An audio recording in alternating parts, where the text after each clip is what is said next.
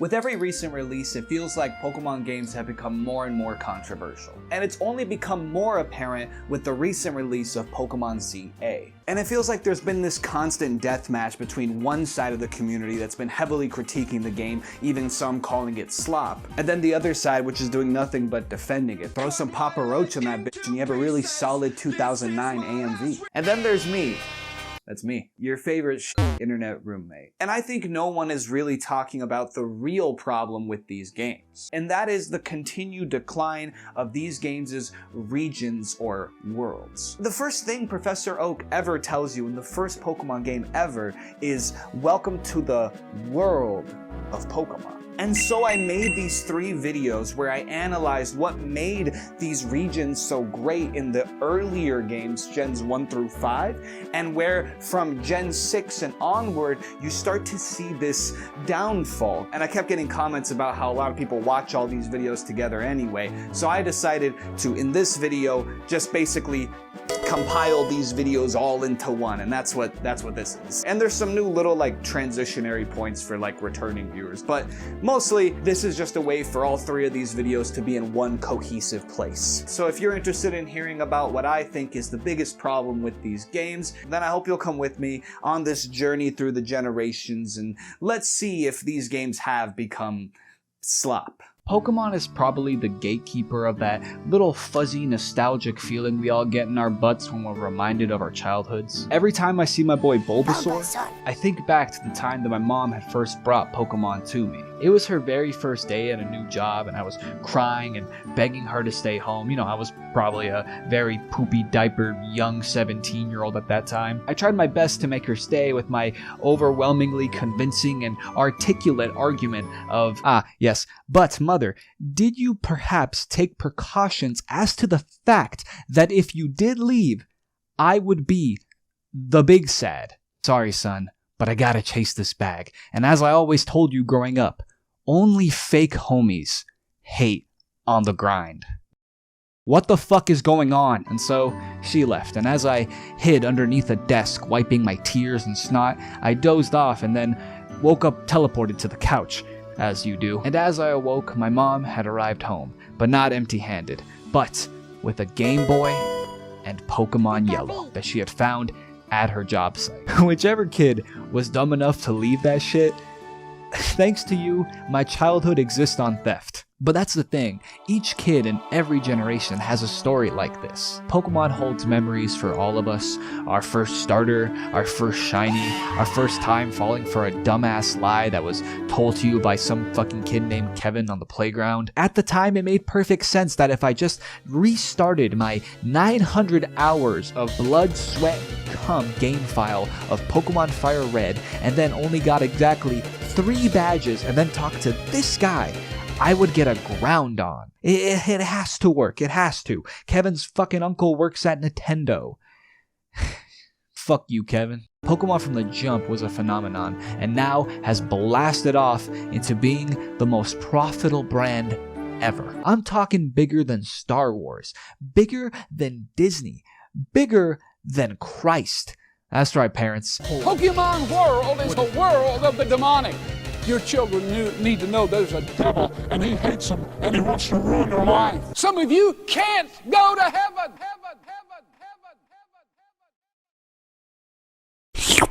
Why? And of course, with anything this popular, there comes heavy critiquing. Now, maybe some of you might be thinking why the region of these games would even matter that much, because don't get me wrong, the gameplay loop of Pokemon is super important. But for me, the immersion of these games has always come from the whimsy of getting lost in each of these Pokemon worlds. It's so easy to get lost in these towns and routes. The Pokemon world is like this beautiful utopia where Pokemon and nature and technology and people all work together seamlessly and perfectly. But then there's always like some goofy villain who's like, "Guy, I hate this basically almost perfect world. I hate it. We have to reset it." But before we start, let's clarify what I find makes a great Pokemon region, because I think it's important to fully emphasize the The first thing being the aesthetic. Each town should have a unique look or design to set it apart visually. The second thing is content. Basically something to do in the town that isn't just the gym. So that way you're not just going to a town, doing the gym, and leaving. It needs to have some sort of landmark or something you can interact with to keep you there longer to make it a more memorable town. And the third thing, lore. Something to give you the town's origins or culture to distinct it thematically. And of course you need great routes. I'm not going to assign anything specific like I did with the towns. I think an ideal route should have a unique aesthetic and or some robust level design, especially if we're in like a cave, for example, and or some content to interact with while you're in that route. Even this early on, Kanto was showing how immersive a Pokemon region can really be. Granted, the biggest flaw of this region is how it looks visually. Because these games were originally designed on an old-ass Game Boy and were held up by toothpaste and pubic hair, so they couldn't really go that crazy with the aesthetics. The routes are mostly just a dirt path with some grass patches and maybe a few ledges. The forests all look the same. This cave just looks like this cave, except this cave is dark. Like, as a kid, hearing the name Mount Moon, I'm expecting some purple galaxy space rock type shit, but no, just poopy browns. You had some variations with the bike path or that one ice cave, and there was some decent level design, especially towards the end of the game, but even in the first couple caves. And the towns also weren't that unique visually. The color palettes weren't that distinct from each other, and every town just kind of looked like a typical Pokemon town. And also all the towns, except for like 2, didn't really have any lore. Most of the NPCs, instead of telling you about the culture of this town or telling you interesting tidbits about it, would rather scream tutorial nonsense at you. Like, I don't know where I'd be if I wasn't told that a revive can revive your Pokemon. Who would have fucking thought? But where Gen 1 shows its strengths is the content in each town and the structure of the region itself. Almost every town in this gen has a iconic landmark that gives you extra content to do outside of just the gym. Like in Saffron City, not only do you get to battle Team Rocket at their base, you also get to fight basically a whole other gym with the fighting dojo that also gives you a free Pokemon. Or in Vermilion, where you get to ride the SS Anne and fight a whole bunch of trainers and help the captain by giving him a rub on the back. Totally his back. Or my personal favorite, Cinnabar Island, where you can battle thieves and turn on switches on statues and read interesting lore from these research logs about the creation of Mewtwo. That shit is super cool. And of course, the iconic Lavender Town. It's one of the few towns that I think does distinct itself visually. To me, it has this like purple hue or look to it. You get lore about the town, the atmosphere is helped through the eerie ass music and the people being kinda creepy. And of course you have the Pokemon Tower, which gives you the culture of the town. It shows you that these people come here to give respect to the Pokemon that have passed away. But not only does the tower give you lore, it also gives you content through the many battles you can have in this tower. This to me is a gold standard for a town in Pokemon games. But outside of the towns and routes, you have the interconnection of Kanto, which is insane, especially for a game that was released in the year I was born. Like how after you gave some tea to the security guards, you realize that just to the left of Saffron is Celadon, and then right under that is Fuchsia, and then going all the way around, you get Vermilion and Lavender Town, which all link back to Saffron. And when you found out that Cinnabar Island, you know, the second to last gym, is literally in the backyard of your starting hometown, like, that is some Dark Souls Metroidvania type shit. So for the most part, Gen 1 struggles with its visuals in both the towns and routes and overall lore in each town, but ultimately makes up for that with its great region design and overall content within each town. Which to me is easily a top 3 region of all the series, and honestly could probably be number 1. Pretty much everything that was good about Kanto has drastically been stepped up in Johto.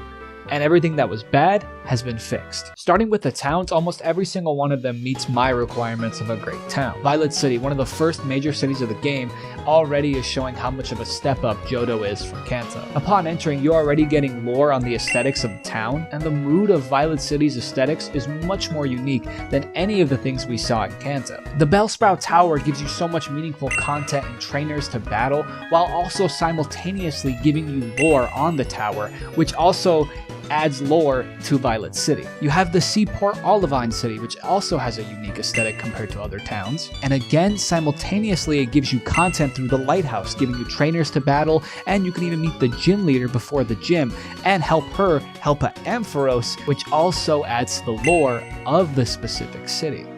And my personal favorite town ever, Ecruteak City. First off, the aesthetics are amazing. It's this warm, beautiful, traditional looking city surrounded by these red and yellow trees. And the amount of meaningful shit to do in this town is ridiculous. And all this content that you can interact with in this city all adds to the lore of the city. You have the dance school, which adds to the culture of Ecruteak City itself, plus gives you content through one, stopping Team Rocket, and then later battling the Kimono Girls. And after beating the Kimono Girls, you get access to the Bell Tower, which outside looks fucking amazing, and it gives you content through its actually kinda difficult puzzling level design. I still be looking up YouTube videos to figure this shit out sometimes. And of course gives you more lore and content when you reach the very top and the Kimono Girls help summon Ho-Oh. And then you have the Burnt Tower, which gives you content through battling and exploration, and also gives you lore on the 3 legendary dogs that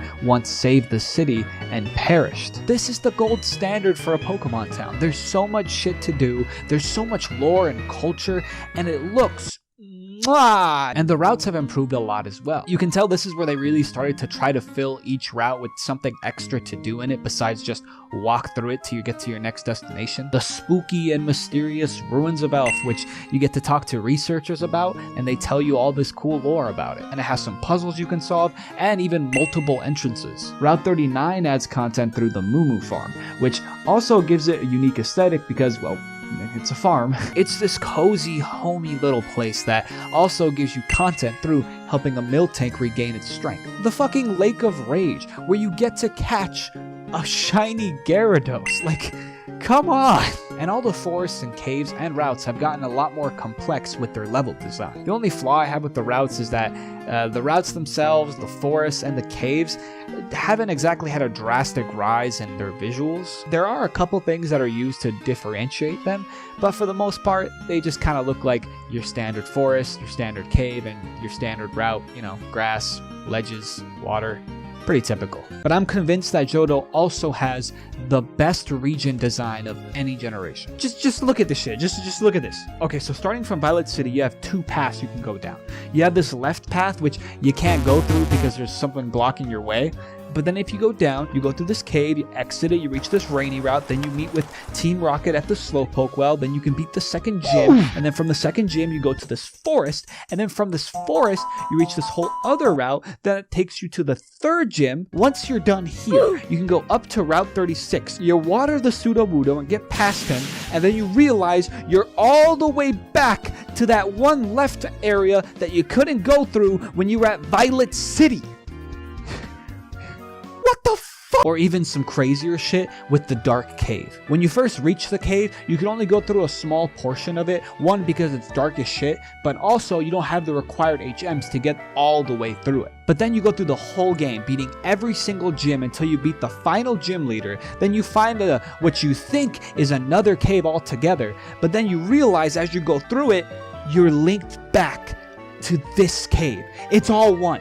From the beginning of the game, this dark cave was here, and it linked all the way to the end of the game. Like, that is fucking crazy. And you might be wondering, yeah, that's cool, but why would I want to be here?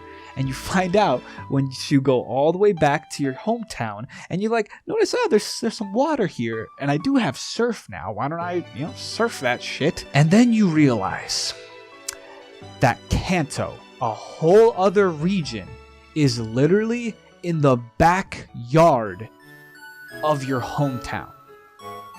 That is insane. I would say that to date, out of all the generations, Gen 3 has probably the most aesthetically pleasing region out of all of them. That's mainly because Hoenn is a tropical setting, allowing for a lot more diverse and unique towns and routes. You have Slateport, which aesthetically is this breezy little port town with a beach right next to it and all these little tourist shops. Talk to some of the NPCs, which will fill you in on why the town is the way it is. It gives you context as to why this town has all these little tourist shops, because the exchange market blew up here. Specifically because in this area, the water and the harvests were much more bountiful and clean. And it gives you content with things like this whole little beach section full of trainers to battle. You have Satopolis City, which gets its aesthetic from the fact that it's literally chilling on the lip of a volcano. You get lore and context for this because the NPCs tell you that it came from an underwater erupting volcano. And of course you get content from having to stop the legendaries from destroying the world here. And even the towns that might not have a lot of extra content make up for that with so much interesting lore and design. Verdanturf, for example, is this relaxing, wind-swept, grassy plain town. In this town, we're told that the wind blows in a specific way that makes it so no volcanic ash is in the air, which makes this town a much more healthy and clean place to live. Also adds context as to why Wally's family moved here, because Wally was a sickly boy and living here helped him feel better. Fucking Fall Tree City was like my childhood wet dream. It is a city made of tree houses. That is like straight out of a kid's book. That unique of an aesthetic alone makes up for the fact that there's not much to do in it, but it also has some lore. It adds to this constant theme in Hoenn that the people are trying to constantly live with nature and Pokemon in harmony. They literally live in the forest. They didn't cut the trees and then make houses. No, they made houses within the trees. The people and nature are living as one. And sure, this has its drawbacks. Like, for example, we're told that some people actually see Pokemon literally fly through their windows at night. And Gen 3 also has some of the most unique routes in the whole series. Obviously, the routes aesthetically are a lot more diverse, but also the amount of content and shit to do in the routes has been increased. The one that comes to mind immediately is Route 113. It's a typical looking route, but because of it being so close to a volcano, it is covered in ash and is snowing ash. Apart from looking amazing, this also allows you to pick up ash and bring it to this dude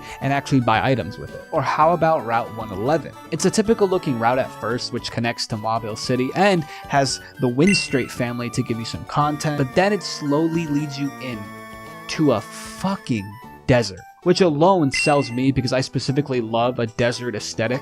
But then it also gives you the Mirage Tower, a fading in and out castle. Or how about Route 119, which is basically a rainforest. The grass here is overgrown and completely covers your character. Most of the route has a heavy rain and gives you content through the Weather Institute, and it all beautifully and seamlessly leads into Fort Tree City. Hoenn completely capitalizes on the fact that it is a tropical setting, both thematically through the people and the nature living together and shit, and also through the diversity of its aesthetics. I don't think there's a single region with this many diverse looking biomes and routes all throughout the region. The level design and region design overall is still pretty good. It's not as crazy or insane as Johto's. There's still that whole linking you back to a certain area you've been before. Like how, for example, when you get to Verdanturf, you take the Rust Turf Tunnel and it links you back to Rustboro. And so far, this region easily has the most unique caves. Meteor Falls has this purplish gray hue and waterfalls, and there's even meteor craters around the cave and even ones before the cave. And it even has some deep level design. You can go quite deep into this cave and find rare items and rare Pokemon. And the ones that don't look drastically unique, such as Shoal Cave, make up for that with its mechanic. This cave actually has two different looks depending on the time of day. At certain times it's high tide, where the water is much more higher, while at other times it's low tide, where the water is completely drained out. Which leads me to a bit of a flaw with this region, and that of course is the water routes. You see, the Hoenn region is actually cut exactly in half in land routes and water routes, which is cool thematically, but god, these water routes are fucking flaccid. I mean, granted, you have a few things you can interact with, like the abandoned ship, which is pretty cool and has a cool ass tune, but for the most part, it's just fields of endless blue with nothing to do in them.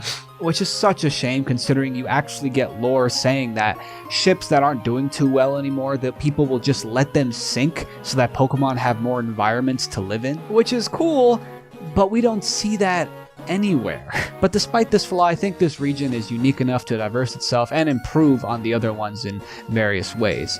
Overall, 69 out of 69, too much water. Obviously is not as aesthetically diverse as Hoenn, but I think has some of the most unique region design out there. You have towns as early as Orgberg City, which gets its aesthetic. You have towns as early as Orgberg City, which gets its aesthetic. You have towns as early as Orgberg City, which gets its aesthetic. Orgberg City, which gets its aesthetic. Fuck! Early as Orgberg City, which gets its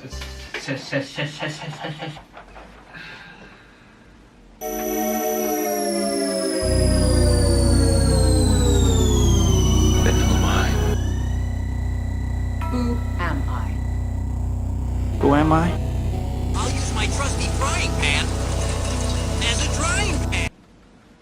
You have towns as early as Orgberg City, which gets its aesthetic from the fact that it's surrounded by a mountain, which also adds to the context as to why it's a mining town, which also gives context as to why it has a museum to show off the many things they find while mining. You even get some content because you can go into the mine, battle some miners, and even meet the gym leader ahead of time. There's these cool little mini mine carts on conveyor belts going throughout the cave. There's even these little air vents to make sure that the workers, while they're in the cave down under, are still getting fresh air from the outside. You of course have the beautiful, enchanting, whimsical Floroma Town, and you get some cool lore when you find out that before, no flowers could grow on this town. But after somebody gave a prayer of gratitude and wished for a bountiful blessing, the town bloomed with flowers and began to flourish. You're literally given the entire backstory of how a town was originated. Pistoria City gives you content through, of course, the Great Marsh. But what's crazy is, not only does the Great Marsh give you content, it also gives you lore, context, and culture about the whole town. You see, the Great Marsh was always here, even before the town came to be. Instead of getting rid of it, they made it the main attraction and kind of the heart of the city, with Krogunk as their mascot. You get the Safari Zone, which lets the people of Pistoria City monetize the Great Marsh. You get this cool little cardboard cutout adding to the brand of the Great Marsh. And now Pistoria is famous for the Great Marsh. These are the type of things I'm talking about when a town in a Pokemon game should have culture. Pistoria City has culture because of the Great Marsh. If you tell somebody, oh yeah, I live in Pistoria, then they're gonna ask you, oh, that place with the Great Marsh? And that's because Pistoria City was fully fleshed out. It really feels like a real place with real culture. Yo, is that why you smell so bad? And though these towns aren't as aesthetically unique as Hoenn, they all have lore and or content to make these towns feel meaningful. I would say almost the exact same thing about the routes as well. The first thing that makes Sinnoh unique to other regions is Mount Coronet. Now sure, its aesthetic is as basic as any typical Pokemon cave can be, but on top of having great level design full of puzzles and various ways to exit the cave and find an item, or exit the cave so you can climb higher, and as you climb higher, more and more snow covers your path. But it also connects, and check this shit out, Orgberg City, Eterna City, Hardhome City, Celestic Town, and Snow Point. It's basically the entire spine or skeletal structure of the region itself. It even does something that I don't think any other cave or mountain has done before, because Mount Coronet also connects to the lore and culture of the region itself. It connects to the Creation Trio lore, which also connects to like the whole plan of Team Galactic. And even in the church in Hardhome City, they have this mural to show appreciation to Mount Coronet. And again, they're trying new things with these routes. For example, I love how this early route looks like it's just going to be a typical route, but then has these colorful flowers start coming in that eventually, of course, lead you to Floroma City. perfectly transitioned. You have one of the best forests in all the series with Eterna Forest. It's got this calm, almost enchanting atmosphere with these beautiful ass clouds just floating over it, and you even get helped with another trainer going through it with you. And it even gives you extra content by letting you explore the thick atmosphere of the spooky old chateau. You got routes in the middle of a blizzard blanketed in snow, making that slow ass engine of these games go even slower to the point where you want to kill yourself. You got the marshes, you got that one lake that dries up and you see all the Magikarp flopping around. You got that one route that has that whole like rich aristocratic section, and the level design just keeps improving. For fuck's sake, look at the distortion world. You know how fucking hype it was for a Pokemon fan that your character can go like upside down and topsy and turny and left and right? Giratina flies around every now and then, and there's even like an upside down waterfall. And now we've reached the final region of the Pixel era, Unova. Unova? I don't fucking know.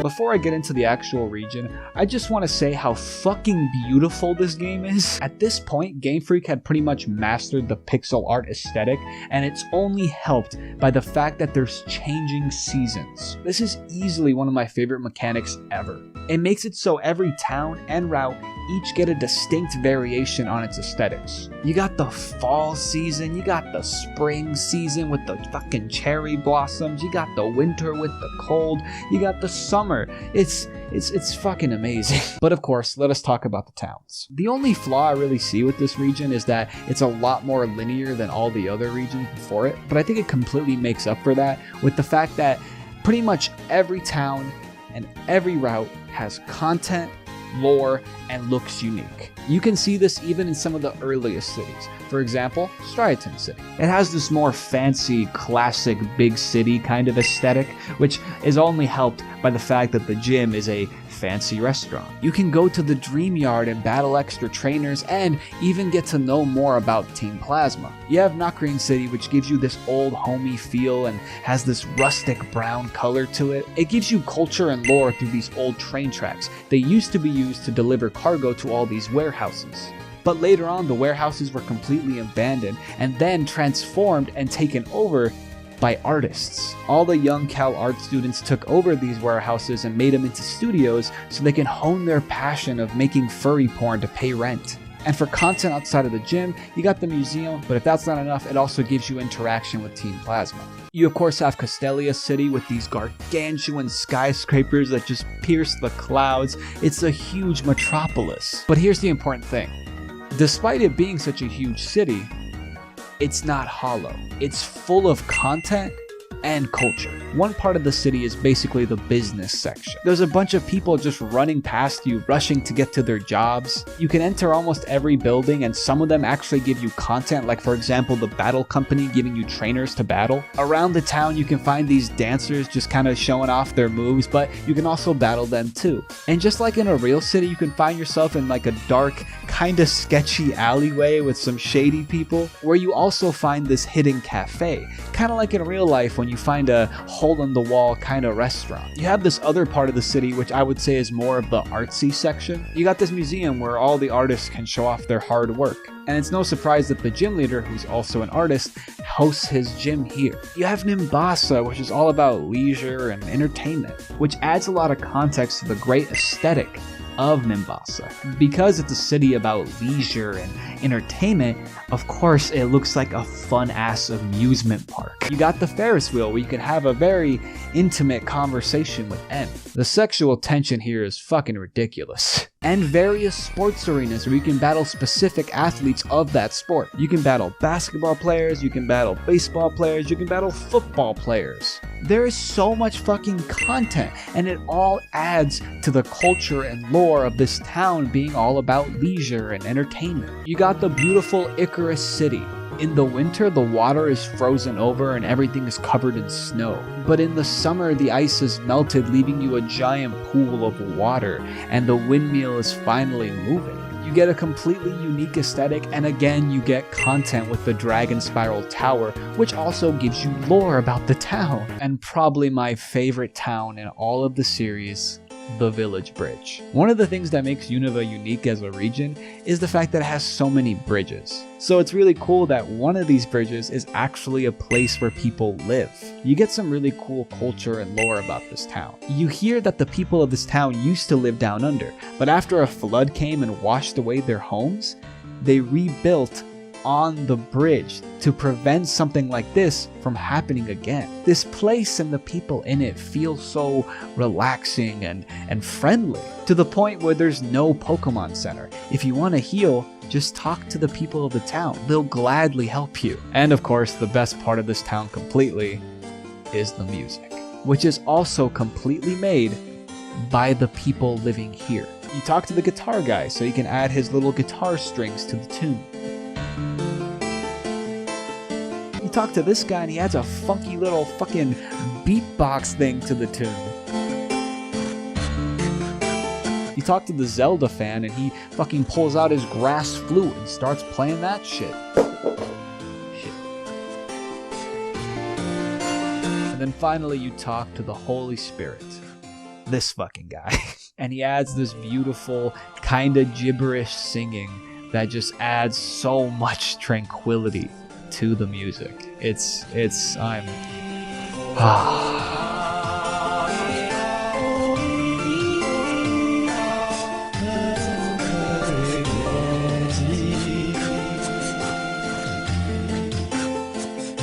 hope I've made it pretty clear that by the end of the Pixel era, these towns have just gotten better and better.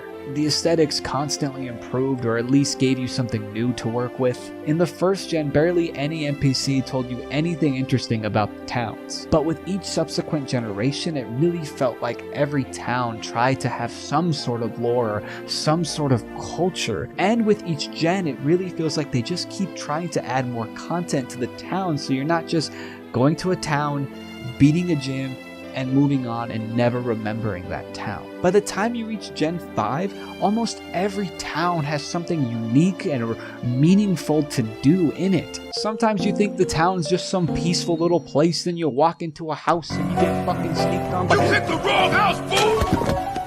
I'm joking. And the routes continue to grow as well, adding more content, better level design, and unique aesthetics. Unova's routes, caves, and forests probably have some of the most complex level design that we've seen up until now. I think of places like Twist Mountain with so many different ways to go and trainers to battle and items to find. I think of the blue, electrifying Chargestone Cave, which probably not only aesthetically is the most unique looking cave in all of the series, but also actually has some decently complex level design. There's some that are so memorable strictly off the aesthetics. I think of that one forest earlier in the game where you got trainers jumping out of bushes and logs that you can actually enter through. You got the obviously Hoenn influenced Sandstorm route with its own relic castle. And a lot of these routes have such cool mechanics, like for example how they added a nurse to some of them, where if you beat the nurse in a battle, you can always come back to them to heal your Pokemon, so you don't have to run all the way back to the town to heal them at a Pokemon Center. One route that I'll never forget because it's so fucking memorable and unique is the route that has this trailer in it. Before you go in, you talk to this dude who starts talking about the woman who lives in there and how she likes being stationary while he likes to travel. It's so cool because basically in the middle of a fucking route in a Pokemon region, you're just seeing a breakup basically happen, a mature breakup between two people who just realize that they have two different ideals for their lives. You got routes which are raised by these wooden walkways that also contain the fucking Celestial Tower in it. By the end of the Pixel era, we're pretty much getting everything I could ask for in a region. But of course, much like these games, we have to move on to the 3D era. I'm going to preface, I'm going to be a lot more negative on the 3D era. So of course, if you're someone who maybe started the Pokemon series or grew up with it in this era, please don't take too much offense from anything I'm going to say. I'm just another dumbass talking shit on the internet, okay? I think we've reached a point in the internet where we can accept the fact that I can have my opinion, you can have yours, and instead of getting all insulty and mad in the comments, we could just have a cool, like, chill general discussion. But with that being said, let us move on to the Kalos region.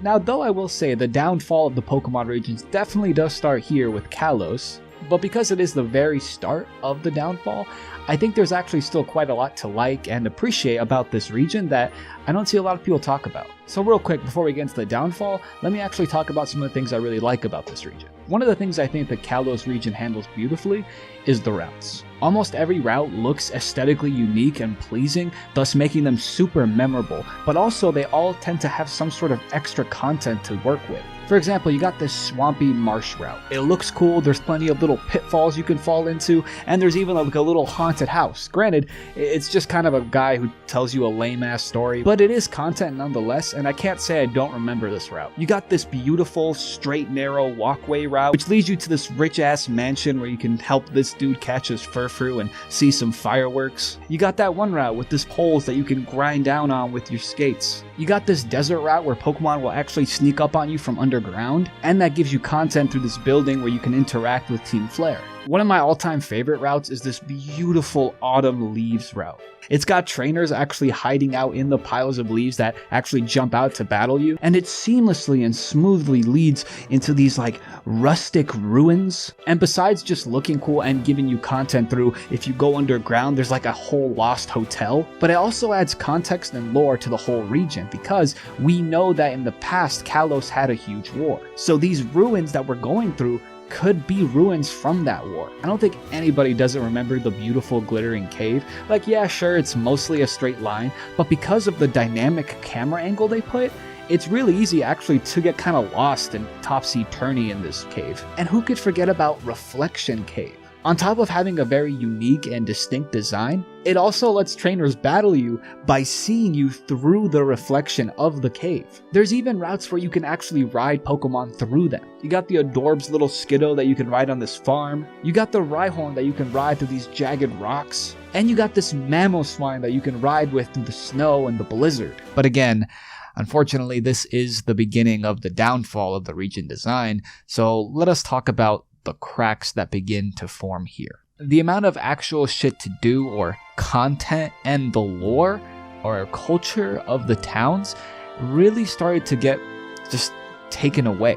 When before this it felt like they were on an upward trajectory, constantly trying to add more content to the towns and more culture to them. Honestly, I think it's no surprise that a lot of the towns from Gen 6 through 8 are just not that memorable. Now, this doesn't go for all towns of the Kalos region. There are a few exceptions. For example, you got Shalor City that has the big Mega Evolution Tower giving you a little bit of lore and a lot of content to work with. Laveer City is probably one of the most beautiful Pokemon towns in the whole series. The colors are just so warm and inviting. It's such a memorable looking place. But on top of that, you have the gym that's this giant dollhouse, and you even have the Pokeball factory. It doesn't really have a lot of lore connected to the town, but that's okay. It's got content. It's got a nice aesthetic. It's fun. And of course you have Lumiose City being this huge fashion metropolis full of shit to do. There's so many different places to go and child labor to participate in and clothes to buy. Well, except for that one really fancy shop where you can only get in once you get enough clout tokens. Overall, I'd say Lumiose, despite being such a big city, actually has a lot of shit to do in it, much like Castelia City from Unova before it. But besides those, most of these towns don't have much content or lore at all. Look at a place like Campfire Town. This town feels so hollow. One, it's visually boring. Two, none of the people in the town tell you anything interesting about the town or why they live there. There's no culture or lore behind it. And I thought maybe it'll save it with the content because there's this like castle thing. But once you enter, they just tell you some really lame lore about like, there was stuff here, but now it's gone, and it's just this empty castle with nothing to do in it. It really feels like this town was kind of rushed. Like this castle was supposed to have stuff, but they couldn't put it in time, so they just emptied it out and just put that line of dialogue as like a little band-aid. Honestly, the only thing I can really give praise to a lot of these towns is that they're very pretty or visually pleasing to look at. But most of them don't really have any content outside of the gym or any lore or culture. No one's sitting there telling me, oh, this town came to be from this, or I live here specifically because the nature is different here, or the air. The city with the most glaring and obvious flaw of this is Anastar City, because visually it's so unique and interesting. It has this giant landmark of this huge sundial, and there's even some cool visual storytelling. For example, some of the houses in this town actually have solar panels, which makes perfect sense in a town that's built with this huge sundial. It got my hopes up, and I thought when I go around and talk to everybody, I'd get some lore or culture about this town and how differently they live because of the sundial. And maybe I missed something, but literally nobody says anything, like anything about the sundial. They just keep telling me random shit I don't care about. Like tell me, why do you live with this sundial? How is your life differently? How do you approach things like this was always been done?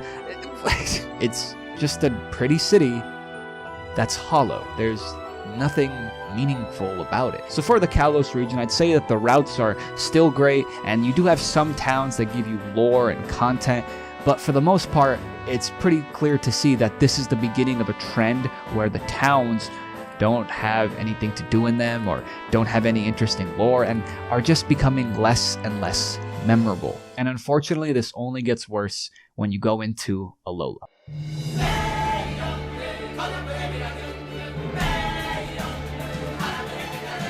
And here's the crazy thing about Alola as a region. It probably has the least amount of towns and probably routes of any region before it. Oh, I got a call from my mom. Hold up. Hello. Yeah, shy. Yeah. So you would think because there's so little of them that they'd be full of content, full of lore, and, just be fully fleshed out. Because you know the saying, fucking quality over quantity, right? But no. The routes are even less complex. They're way more simplistic, and they're not even visually pleasing anymore. Which is crazy because, much like Hoenn, Alola is a tropical region. It's based off the tropical place, fucking Hawaii. But yet, all the routes aren't that visually distinct or unique. Most of the routes in Alola are just a dirt road with some grassy patches and maybe some water on the side. Overall, Alola routes are a lot less unique visually, with little to nothing to do in them, sometimes literally just being a straight path. To me, these are some of the most forgettable, boring routes we've seen yet. There's only a few aesthetically unique routes that I can actually remember. You have both the meadows, which admittedly look amazing, but are just, again, kind of just straight paths. That one route that's near a volcano and gets you closer and closer to the volcano until you're spiraling all the way to the top of it is great. That one route made completely of ruins, which is really nice, and it's also where you get the ability to be caressed by the gentle, manly Pokemon hands of Machamp. But majority of Alola routes are just pretty typical looking, and even these good ones don't come close to, again, the other tropical region of Hoenn. You had your rainforest routes, or like this fucking route with near a volcano and there's fucking volcanic ash snowing. You get nothing to that level here. This is what I want to see when you have a tropical region. So why do so many of these ones in Alola bleed into one another? Alola is full of just Pokemon grass route type beat, or Pokemon mountain cave route type beat. And something that Hoenn and Unova fixed with, making caves a lot more aesthetically unique is ruined by Alola, because we're just back to your typical poopy brown caves. The gen before this, which is not based off a tropical region, has more memorable and distinctly visually unique routes than Alola does. Now overall, Alola as a region itself does have some culture behind it, of course. You got the myths and legends of like the Ultra Beasts, or the Guardians that protect the region, or the nature of the people, that they're all so peaceful. You get a cool little tidbit from the police officer basically telling you that he doesn't really have much to do with his job because the people of Alola are so peaceful, and if you do something bad, the fucking Guardians will fucking strike you down and eat your asshole. And another thing, which ultimately I think is a flaw, is that Alola was created by people from different regions. namely Kanto and Johto. And since we already dissected the routes, let's look at the towns. Most of them are these big, visually pleasing to look at areas, but with nothing to little to do in them. For the most part, mostly all the towns barely have any lore or any content. You got places like Heya, which, talking to everybody, the only lore I could get about it or culture was that it was made by people from Kanto and Johto, which, I mean, looking at it, you can't really tell. And I thought maybe it'll have some cool content with this big ass hotel in the middle. I was expecting to go inside it and, you know, have a battle with like various people as I go up and up the different floors. But no, it's literally just a single room. And you could just talk to a few people. You know, there's no trainers to battle. There's no like interesting lore about this area at all. Or look at Koni. It's a really pretty Japanese-inspired town with various shops, probably great for tourists. But lore, culture, nobody tells you anything of interest about this town, and there's literally nothing to do in it. But what makes it really tweeze my pubic hairs is how it tricks you into thinking that you might get some content in this town. With this pirate ship here, and then this lighthouse here. From the outside, it seems like you can, you know, go into these places and interact with maybe some trainers that you'll get to battle. There's even a secret passage to get to the area in front of the lighthouse. But you can't go inside either of them. In past gens, I can guarantee you both this pirate ship and this lighthouse would have been accessible and had trainers to battle and even some lore about these specific places and how they relate to the town itself. But not here. It almost feels like there was supposed to be content, especially with the lighthouse, but maybe they were rushing and didn't have enough time. And the towns that actually do have, you know, unique aesthetics or some sort of content or lore or anything of meaningful value tend to be the smallest with least amount of development time on them.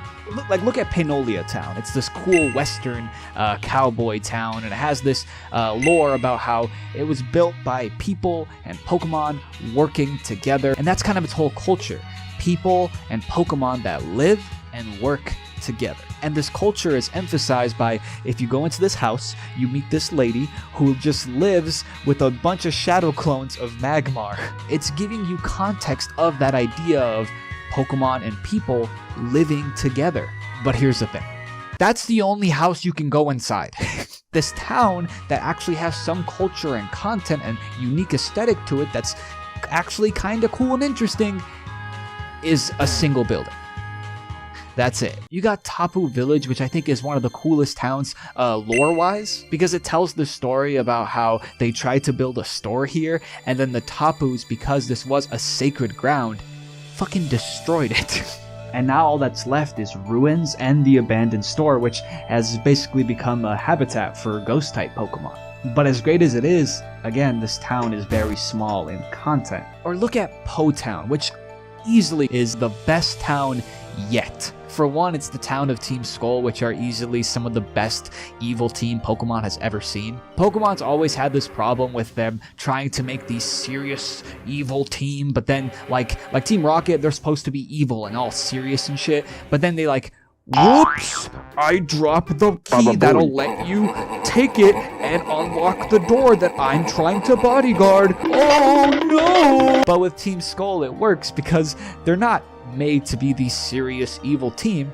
They're just some fucking silly, goofy hooligans who are only doing this because they themselves failed the island challenge. They actually have a little bit of humanity. Like, you give a shit a little bit about them. I loved this dude who's just telling me that he has a problem with his low self-esteem. Like, damn, bruh, chill out. He'll be alright. Here, take these shoes with the heart on them. That'll fill the void. It's covered in graffiti and everything is thrown around, and it just kind of became a cool hangout spot for Team Skull. So I couldn't wait to go in and talk to some of the Team Skull members and hear interesting things about them. And there is content here. You can go into the mansion and battle a bunch of Team Skull members and then Guzma at the end. And you get some cool lore and context about Team Skull as they tell you about how they feel they've wasted their youth. But again, this whole town is a Pokemon Center and a mansion. It's just two buildings. And again, don't get me wrong, yeah, I did get some lore and I did get some content, but it really just feels like this is only scratching the surface of what they could have done. The potential of a Team Skull town could be way more than just this. Honestly, the only town that I feel feels like a fully fleshed out and great Pokemon town is Mali City. Also, I'm really sorry if I mispronounced some shit. This town is pleasing to look at. It has some cool content to work with that whole Mali Garden thing. And you get some lore about it through being told that it was built by people from Johto, which explains the big, obvious Johto-looking tower. Here's my problem with that whole, oh, this region was built by people from other regions thing. It doesn't let Alola have its own identity, which it's struggling already to have. Is this town visually pleasing? Yes. But it doesn't remind me of Alola. When I look at this, I don't think Alola, I think Johto. And honestly, compared to Johto towns, this isn't even that good at being that.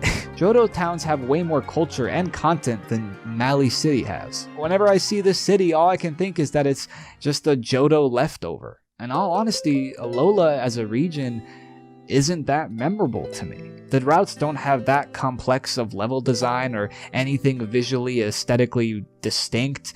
They're not memorable. The towns barely have anything to do with them or any lore that's interesting about them to give them their own identity. They're also not very memorable. And again, of course, there's some exceptions, but that's the thing. They're exceptions. Meanwhile, back in Gens 5 through 1, it was the opposite. Most of the towns have unique lore or unique content. And now, Gen 6 and onward, the exception is that they have content, lore, and are fully fleshed out as a town and are memorable. Like, I'm here at this waterlogged town that's obviously influenced by Pacific Log Town from Gen 3, but the culture and the lore here is nowhere near as interesting as the culture and lore of Pacific Log Town. In that place, you had NPCs that believed so many different myths and legends about, the Hoenn region itself. It really feels like the culture of these regions is just getting less and less. Video like essays or like analysis on video games is kind of funny. Like, I'm here making a however fucking long this video is, just talking about an imaginary town in a children's game made of fucking pixels, fucking going on and on about like, oh, this doesn't have as much culture as the previous imaginary town made of pixels. Oh god, if you're still watching, just please comment that you love me or something, just so I know that this dumb shit I'm doing actually has a purpose or something. With Gens 6 through 7, though they definitely were a downfall from Gens 5 through 1 in region design, I felt like they still had something to grasp, even if it's a little. They still had something you could point to and be like, no, I like this region, it has this, it has that. But with the Galar region, I honestly feel we've hit rock bottom. The Galar region is... And before I do, I know that before this, there was so much videos made and talk about how the people behind Gamefreak weren't, they're lazy, they're not doing all this or whatever. So I'm not going to sit here and try to tell you that, oh, the developers are lazy and they don't care about this series, they're just trying to make money and they don't care, Because truthfully, I don't fucking know that. I don't know who they are. So I'm not going to waste your time telling you things I don't know about these people. And if anything, I honestly believe that the developers at least do care about these games. The reason they're getting worse could be anything. It could be, greedy publishers or time constraints. The truth is, we don't fucking know. So I'm only going to talk about the things that are here and that I can actually see and talk about. From pretty much the first trailer, the region of this game had me just worried. Because when they revealed it, it kinda just looked like a straight line. And there was people saying, and I was hoping that, it wasn't gonna just be that. There was gonna be little different areas you could go to and whatnot. No. No. Yeah, no, this is literally a straight path. That's it. Let us start with the towns of this region, which are probably some of the worst towns in any Pokemon game yet. One of the first major cities in Galar is Motostoke. It's this big, grand, steam-powered city, and it looks pretty nice. But there's fuck all to do in it, and there's no culture or lore whatsoever. Outside of the gym, there's no interesting landmarks to like interact with. There's that hotel where you can battle Team Yell, I guess. All that's here is a few shops, a salon that's just copy pasted from every other salon in every other city, and a clothing shop which is also copy and pasted from every other city. There's no unique content to work with, and there's fuck all of culture and lore about this town. I have talked to every NPC. They tell me nothing interesting about this town or why they live here. Like, how did this town came to be? You know, what's the origin? Or why did they use steam specifically? I don't fucking know. Nobody tells me anything about it. This town is just a nice looking big town. That's it. Even some of the smaller towns have this problem, like Holbury or Holberry, I don't fucking know. It's a decent looking port town, I'll give it that. But again, there's nothing interesting to do in it, and there's no lore behind it. Like, no one's telling me anything interesting about it. And it's even worse because it fucking tricks you. You think you might just get some lore and content through this, like, obviously lighthouse tower thing, right? But then you go to it, and you can't even go inside. I was thinking that maybe I'd go inside, maybe I'd battle a few trainers, and then I'd meet the gym leader, and then she'd tell me some shit. But no, you can't enter it, despite there's literally a dude right there taunting me.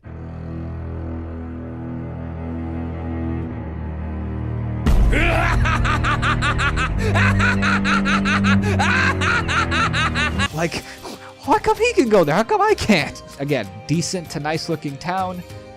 Nothing to do in it, and no culture about it whatsoever.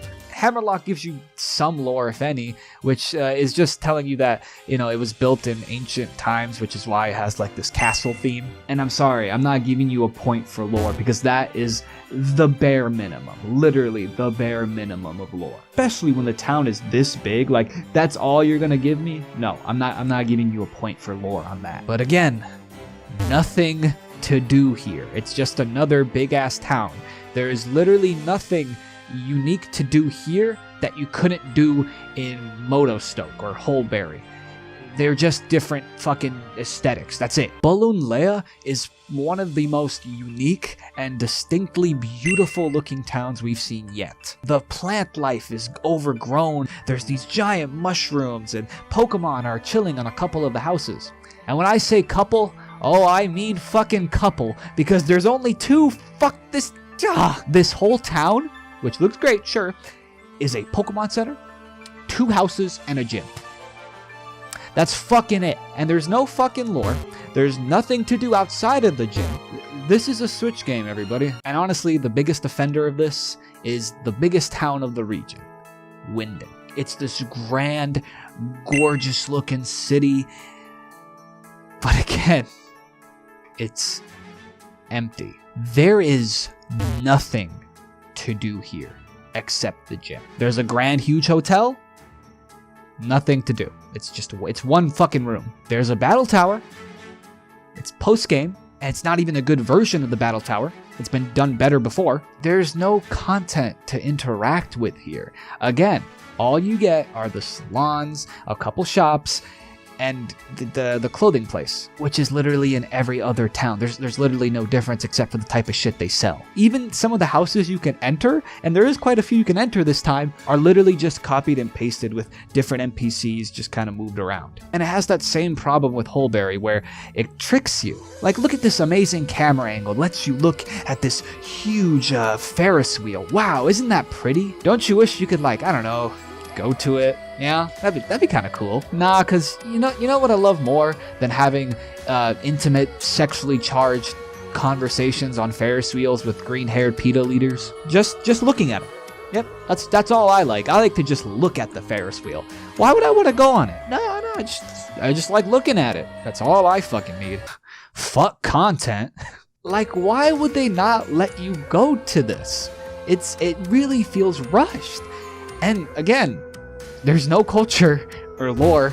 There's nothing interesting about this town. You talk to everybody, they'll tell you nothing about this town. And it's upsetting because, I mean, look at Lumio City in Gen 6, or even before that, Gen 5's Castelia City. These are also the big city, and they're smaller than this big city, yet there's more depth and content and lore in both of these cities than this city at all. Shit, honestly, there's more content in this, in fucking Ekritique City, a town from Gen 2, which is super small, but it has 3 times the content to do and 3 times the history and culture and lore than fucking Winden. And you remember that problem I had with Po Town from Alola, where it was cool, it had a cool look, had some nice lore, had some, you know, it just needed more. It just needed more content.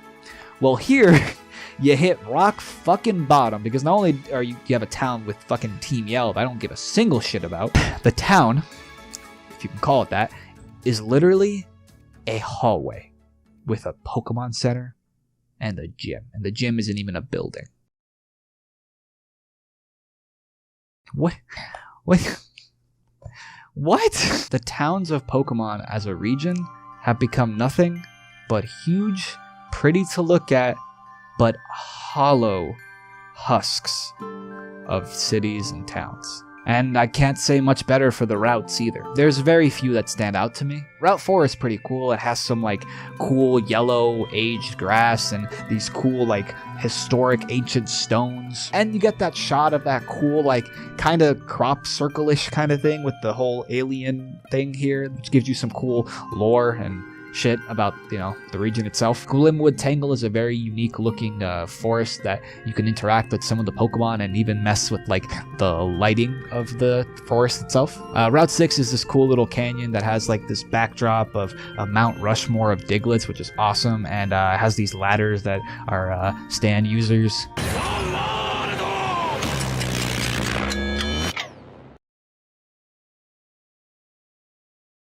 And now that the routes actually have Pokemon right there to actually see and interact with, it lets them do some cool, unique things in each route. I really like this rocky kind of looking route with these ladders. And what makes it extra cool is that it has the Pokemon Phalanx just kind of like coming in and out of different entrances and exits across the whole route. But for the most part, I am very underwhelmed by these routes. Like, I can't help but feel like something is wrong when I enter Galar Mine, and sure, it looks kind of nice. There's like, it's really cool how they added the car bank kind of going through the railroad. That's pretty cool.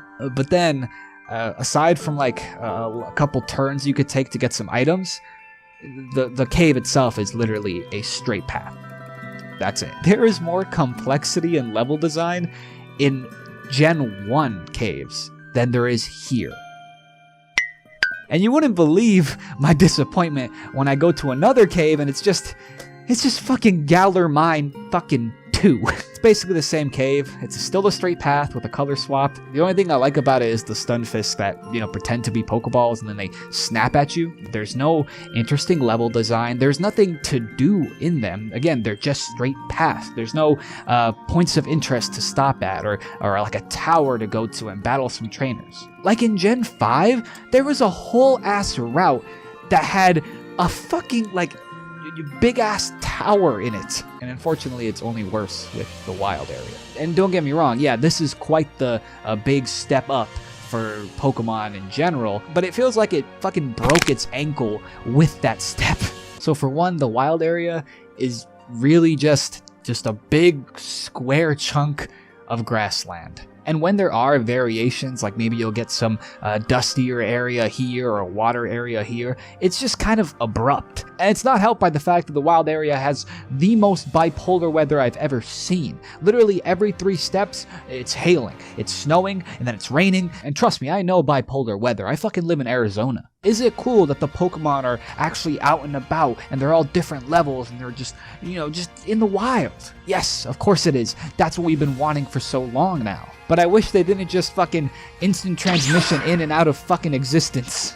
Also, the Pokemon aren't like doing anything. They just kind of like walk around or float around. It's so boring. It doesn't feel like a real Pokemon world. It feels like a video game. I would love to see more interaction between the Pokemon and really see how they behave in the real environment. Like, imagine you look up on one of these Nintendo 64 trees and you see a nest of Pidgey getting fed by a Pidgeot. Or maybe you enter a forest and you see a swarm of Beedrill working on their honey, and then out of nowhere they start attacking you. We hear that Duraludon, I don't know if I'm saying that shit right, fuck me, and Tyranitar are mortal enemies. So why is it they don't, I don't know, like, why don't we see them battling each other and having this rivalry that we're reading in the lore about? All we see is them just fucking walking around like fucking derpy doofuses. Instead of a fully fleshed out world of Pokemon, we just have untapped potential. And there's nothing to do in the wild area besides catch Pokemon. And again, they trick you. I remember first entering and seeing this giant tower, and I was like, ooh, I can't wait to go there and see what's inside and interact with it. Maybe I'll battle some trainers or find out more about the lore. But no, it's literally just, it's set dressing. It's a statue. You can't go inside it at all. The region just feels rushed. The towns, they look great but are hollow with no culture or lore. The routes are mostly boring to look at and just are usually straight lines. There's not even a Victory Road.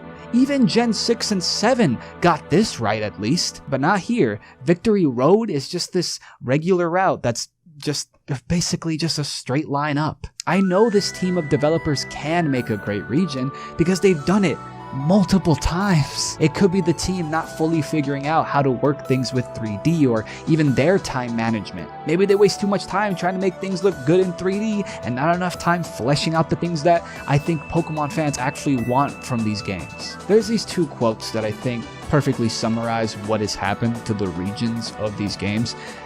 You've probably seen them. One of them is about Heart Gold and Soul Silver, where all they cared about was putting as much content as they possibly could into this game, while the other is skipping out on it because people don't want it. They got mobile games. They don't want to play your Pokemon game for that long. I find this outlook to be very alarming, especially for the worlds of these Pokemon games. But I think we've talked enough about Sword and Shield's world, and now I think it's time we go on to a world that we once knew but is now a little older.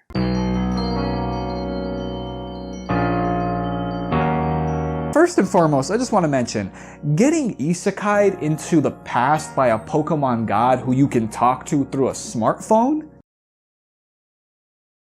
That is quite the setup for like a multi-million-dollar solid 5 out of 10 anime. When I saw this trailer, I was genuinely so in love with the idea of exploring a past version of a region that we know of. Especially when it's the Sinnoh region, which I think is one of the top 3 regions of all the series. There's just so much to work with here. You get to see ancestors of characters from the future, past versions of Pokemon, and you get to see how the culture of the present games was built up upon from the past, like their appreciation of Mount Coronet, for example. As someone who genuinely loves the Let's Go games and thinks there should be more of them, I also think we should be getting more of these legends, past versions of regions type games. But let us actually begin to talk about the town.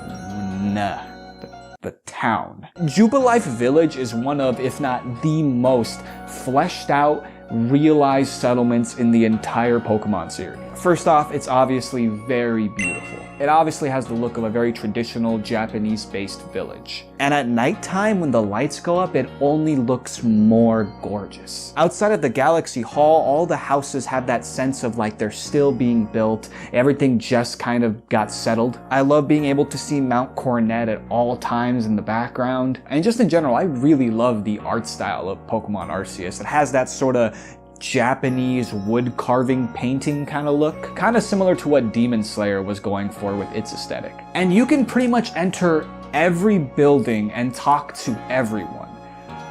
I'm stressing this for a reason you'll see in the future. But on top of that, this town is full of content. Obviously you have the Galaxy Hall where you get all your missions and objectives from. But even if we don't count that, let's just look at that as like a gym, for example. There's still so much to do in this single town. You have the training grounds, which as you progress through the game will constantly have different things for you to do at them. My favorite aspect of it though is that later on you'll be able to actually have a whole selection of like who you just want to have a random battle with if you're feeling like it, which is so awesome. I would love to see that in every town. And there's a bunch of NPCs that have certain requests that you can help them with. And with all of them, they usually require a certain type of Pokemon to help them out. So you can give them a certain Pokemon to help them, and then that Pokemon will just be in the town. So by the end of the game, the town will be more populated with Pokemon that you chose. This not only makes the town obviously way more lively, but because this game takes place in the past, a lot of people don't understand Pokemon and they're scared of them, so that connection that we usually see between people and Pokemon isn't really there. And doing this in a sense kind of puts it on you to build that connection between people and Pokemon. It was so interesting to, at the beginning, hear NPCs talk about their fear of Pokemon because they were hurt by them, then help this town slowly build bonds with Pokemon. I love this mechanic and I hope to see it return in future games. I think every town should be able to be populated by Pokemon that you chose to give to NPCs to help them. You can even help the many shops get even a wider selection of things that you can purchase by helping them get a certain Pokemon. You want to look like Tanjiro, you stinky virgin too busy studying the blade weeb? Well, you can. You just gotta catch some Pokemon and bring them to the shop. As someone who doesn't really like catch them all when I play these games, like I legit look up the decks, I pick my 6 Pokemon that I'm gonna get, and like that's it. This was a great way to incentivize that for me. Like I was catching so many Pokemon because of this. And I'm always gonna want more drip options because I love customizing my character's drip, especially the shirt and pants. And of course there's a lot of lore and culture to find out simply by talking to the NPCs in this town. Something I really appreciated about the world building of this game was that early on the NPCs have to take time to really warm up to you. And this is because these people are a lot more on edge and cautious. They're constantly fearing for their life for Pokemon because they don't understand them that well yet. One of the NPCs even insinuates you to be a freeloader, but this is because the town is just being built up. You have to kind of ration your food. Survival is a constant battle here. So of course, unlike other games, they're not just gonna want to immediately lick your asshole clean. You're an outsider, they don't trust you immediately. But because they respect the Galaxy team, once you become a member, they slowly start to warm up to you. This made the town and the people living in it feel more real because they kind of slowly have a character arc in a sense. The only real problem with this town is that it's the only town in the game. It's like Gamefreak saw my video and were like, oh, you want a great town? Then we'll give you one. Just one. But it does go to show that these developers, if given the time, can make great fleshed out towns. I would love to see a game with multiple towns of this level. That'd be amazing. You'd never hear me complain for cents on the internet again. I'll still find a way. I'm a YouTuber, professional complainer and all that. But although it is a problem that there is only one town, this could be remedied by making the outside world have a lot of content. So with that, let's go ahead and get into the routes or wild or the world. Something that bothered me about the Galar region was that you only get control of the camera and get a real like open-esque design is when you were in the wild area. Which even on its own was empty as f***. There's like nothing to do in the wild area. And it would have been fine if those routes were like good, but a lot of them had like zero interesting pathing. Most of them were just like either a straight line or a straight line with like one loop. But here, it's all open, baby. Just this huge world to explore. Except it's kinda not. You see, if you want to get from one point to another on the map, you can't just like go there. If you're already in one area, you need to talk to the professor, and then he'll go through a bunch of dialogue, then you go back to the town, and then you talk to another NPC, and then you can pick another open-ish level that you want to go to. It's pretty frustrating design, it's a big pain in the wee-wee, but it does definitely feel way more free and fleshed out than Galar's take on. Oh, and there's just a bunch of different biomes to explore. You have your typical grasslands, your beach sections, you got a volcanic section, a snow section, a swampy kind of marsh. And while none of these are exactly wholly unique to the series, these are still diverse locations. I love to add to that sense of danger in this world that the Pokemon can actually hit you. They even give your ass a Dark Souls roll to dodge Pokemon. I love this aspect. It helped the world feel a lot more dangerous and interesting and like kind of mysterious to explore. This to me is definitely a step up from the Galar region. But unfortunately, there still are some of the same problems. Again, I love that Pokemon are just walking around in the wild. You can see all of them. And I love the mechanic of just being able to throw a ball and dip. You don't have to initiate a battle to catch a Pokemon. But unfortunately, the Pokemon still aren't really doing anything interesting in the wild. The mobs are just kind of walking around like Nimrods, almost like waiting to be caught. It's a little better than Galar because at least these ones can hurt you and attack you, but I'd still like to see more so that it feels more like a real Pokemon world. Give us interactions between two different species of Pokemon, have them battle for specific areas or something. Give us more Pokemon doing something specific in their environment. Imagine walking up to an area and then seeing like Kangaskhan reaching their little Kangaskhan out into the tree so they can grab a berry and like eat it or something. This would help make the Pokemon and world feel more real and immersive. Versus now where it's just kind of like their whole point of existing is to be caught by you. And unfortunately, there's still not much to really do in these world parts of the game.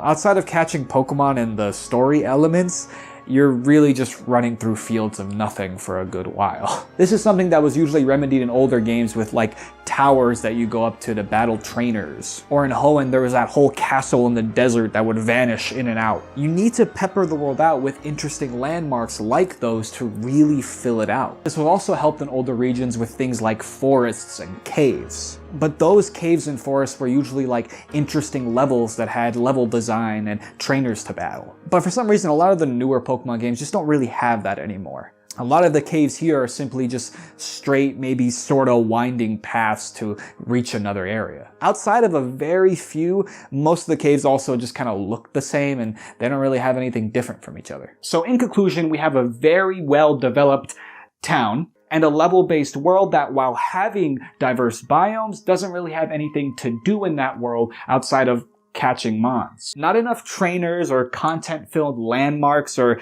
interesting side quests or really anything. At least not enough to fill out the world. But we actually do have more to speak on. Because the moment we took a step into this open world, Gamefreak was like, "Hey yo, new Pokemon Gen just dropped!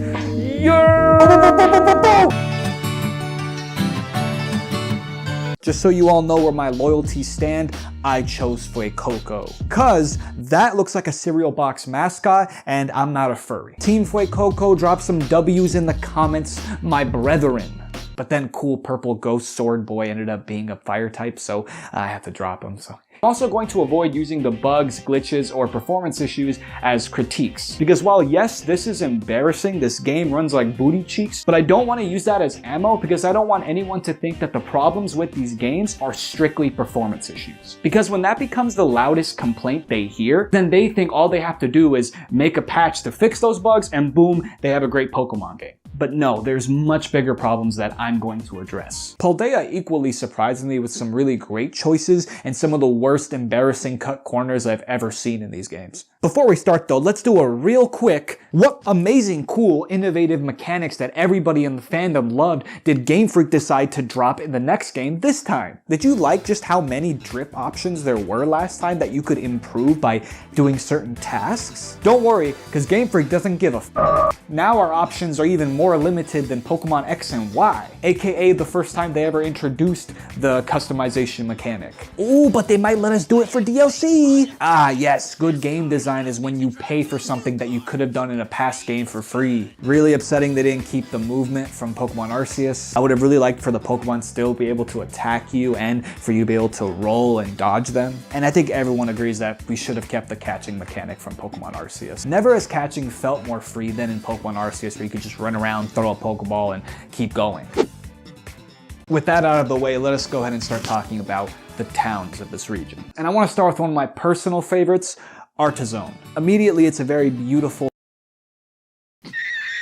colorful looking town because of all the mini flowers, and there's lots of certain little landmarks. You got the famous hedge maze, there's that little bridge section that's kind of like a little garden, there's the playground. These really help make the town aesthetically more unique. Unfortunately, none of those landmarks are exactly content, because you don't really do anything in them outside of the gym test. You could have simply just put a few NPCs to battle in the maze or the playground. Or what would have made this town absolutely flourish was maybe putting a few gardeners on the hedge maze, kind of cutting it up, trying to make it look nice, but they need help, so they ask you for a certain Pokemon, and thus, much like Arceus, allowing you to add certain Pokemon to make the town more lively. This would have been a great way to make these landmarks actually have content. Without that, these are just part of the aesthetic, they're just kind of background scenery. This would be like going into Orgberg City and seeing the mine and being able to go into it, but you can't do anything, like there's no trainers to battle, it's just a mine. But the town does have its own lore and culture. The gym leader is an artist and he wants to be Kurama so bad. And because of that, you see his art pieces all over the town. And one of the coolest things about it is the reason I actually went to this town first was because in the library, I actually read about this town and how their people appreciate Sunflora. It was so cool to read that and then come here and see all the art of Sunflora and see the people interacting with Sunflora. I will say though, the gym test having you chase Sunflora around the hedge maze, around the playground, does kind of give it some sort of content in a sense, but that's more tied to the gym test, which every other town also has. But this is definitely the closest it comes to getting it. Now, if you're sitting there and wondering, wait, so his favorite town is a town that looks pretty good, has a little bit of lore, but no interesting content? Yeah, which should tell you what you're in for. Two other towns I really enjoyed were Cascarafa and Porto Morinda. I mentioned both because they're kind of connected in a sense. Both of them being near the desert, pretty much right across from each other. This allows the one that is a port town that gets fresh produce to then give that fresh produce immediately to the other, which is a cool lore connection between them. I absolutely love the look of Casca. It's this beautiful blue waterfall city, basically being an oasis in the desert, which works for that kind of contrasting look of a brown, dry desert and a flourishing blue waterfall city. I love this contrast of having this beautiful water-based city, but still having this sandstorm blowing all through it. And you even get some cool origin lore learning that it was built on the sides of cliffs, which is why it has these multiple tiers and it can have these waterfalls. This is lore that explains the design. But outside of the gym, content-wise, there's not really anything to do here. Across that, Morinda is a port town. So of course, with everything being sent here first, it's a bustling produce market. You even get some cool little lore about how there used to be fights that would break out a lot here, but since then it's become a lot more safe for Pokemon, kids, and tourists. But content-wise, not much to really do here. Now, I could keep doing every town, but I think you're starting to see a pattern here. You tend to get some pretty good aesthetics. You get some lore, some culture. Sometimes it's just a little bit of flavor text. Other times it's a whole origin. But no content. And this is actually a running problem for every single town in this region. There is almost nothing to do outside of the gym in these towns. And even when there is a interesting, unique landmark like there would be in older games, they're usually empty or don't have anything to do in them. And at points, some of these towns get even more cut corners-esque than Galar. At least with Galar, for the most part, you can enter most of the buildings. But in every town in Paldea, there is a significant amount of buildings and houses that you just cannot enter. The only buildings you can really enter outside of maybe 2 or 3 are the typical copy-paste shops that are in every other town. And they didn't even bother to make the shops unique. They're literal copy-paste. In every town, you'll find the exact same seaside cafe, the exact same burratos, the exact same grill. The only thing to really look forward to when going into these towns is that the shops will have different clothing items. But other than that, for the most part, every town has the same copy-pasted shops, and they're the only buildings that you can really enter. Not only does this mean that each town has no content, but it also means that it has even less lore because you have less NPCs to talk to. You don't have any unique building or something interesting to interact with in each town. It makes all the towns just kind of blend in together and just be bland. This would be like going into Lavender Town, but there's no Pokemon Tower. And because of that, it makes it harder for any of these towns to really stick in my mind. One of the worst examples of this is Zapapico. This town, because it doesn't have a gym, especially shows the problem with not giving these towns content. In this whole space of a town, you can't enter any building except 2. And those 2 are just the copy-paste shops. It's funny too because there's glaring opportunities. There's like this mine worker guy who says that after they're done working on the mine, they battle here. You could have let us battle the mine workers there, this giving the town much needed content. But the cut corners of content get even worse. Because pretty much every single one of these copy-pasted shops that's in every town, except for maybe 2, doesn't have a designed interior. In prior games, when you entered a shop and or building, there was usually a couple characters in there, maybe some, some shelves, whatever. But in here, when you go inside, there's nothing but an item menu. And it's so sad because there's so many towns in this game that could have been great. For example, look at Levincia. It's this really cool, upbeat, lively city with these multicolored spotlights shooting in the air. It has some culture because the gym leader is an influencer and everybody around the town knows her and talks about her. She legit gets fat donos from her simps. There's this whole like New York Times Square neon lights and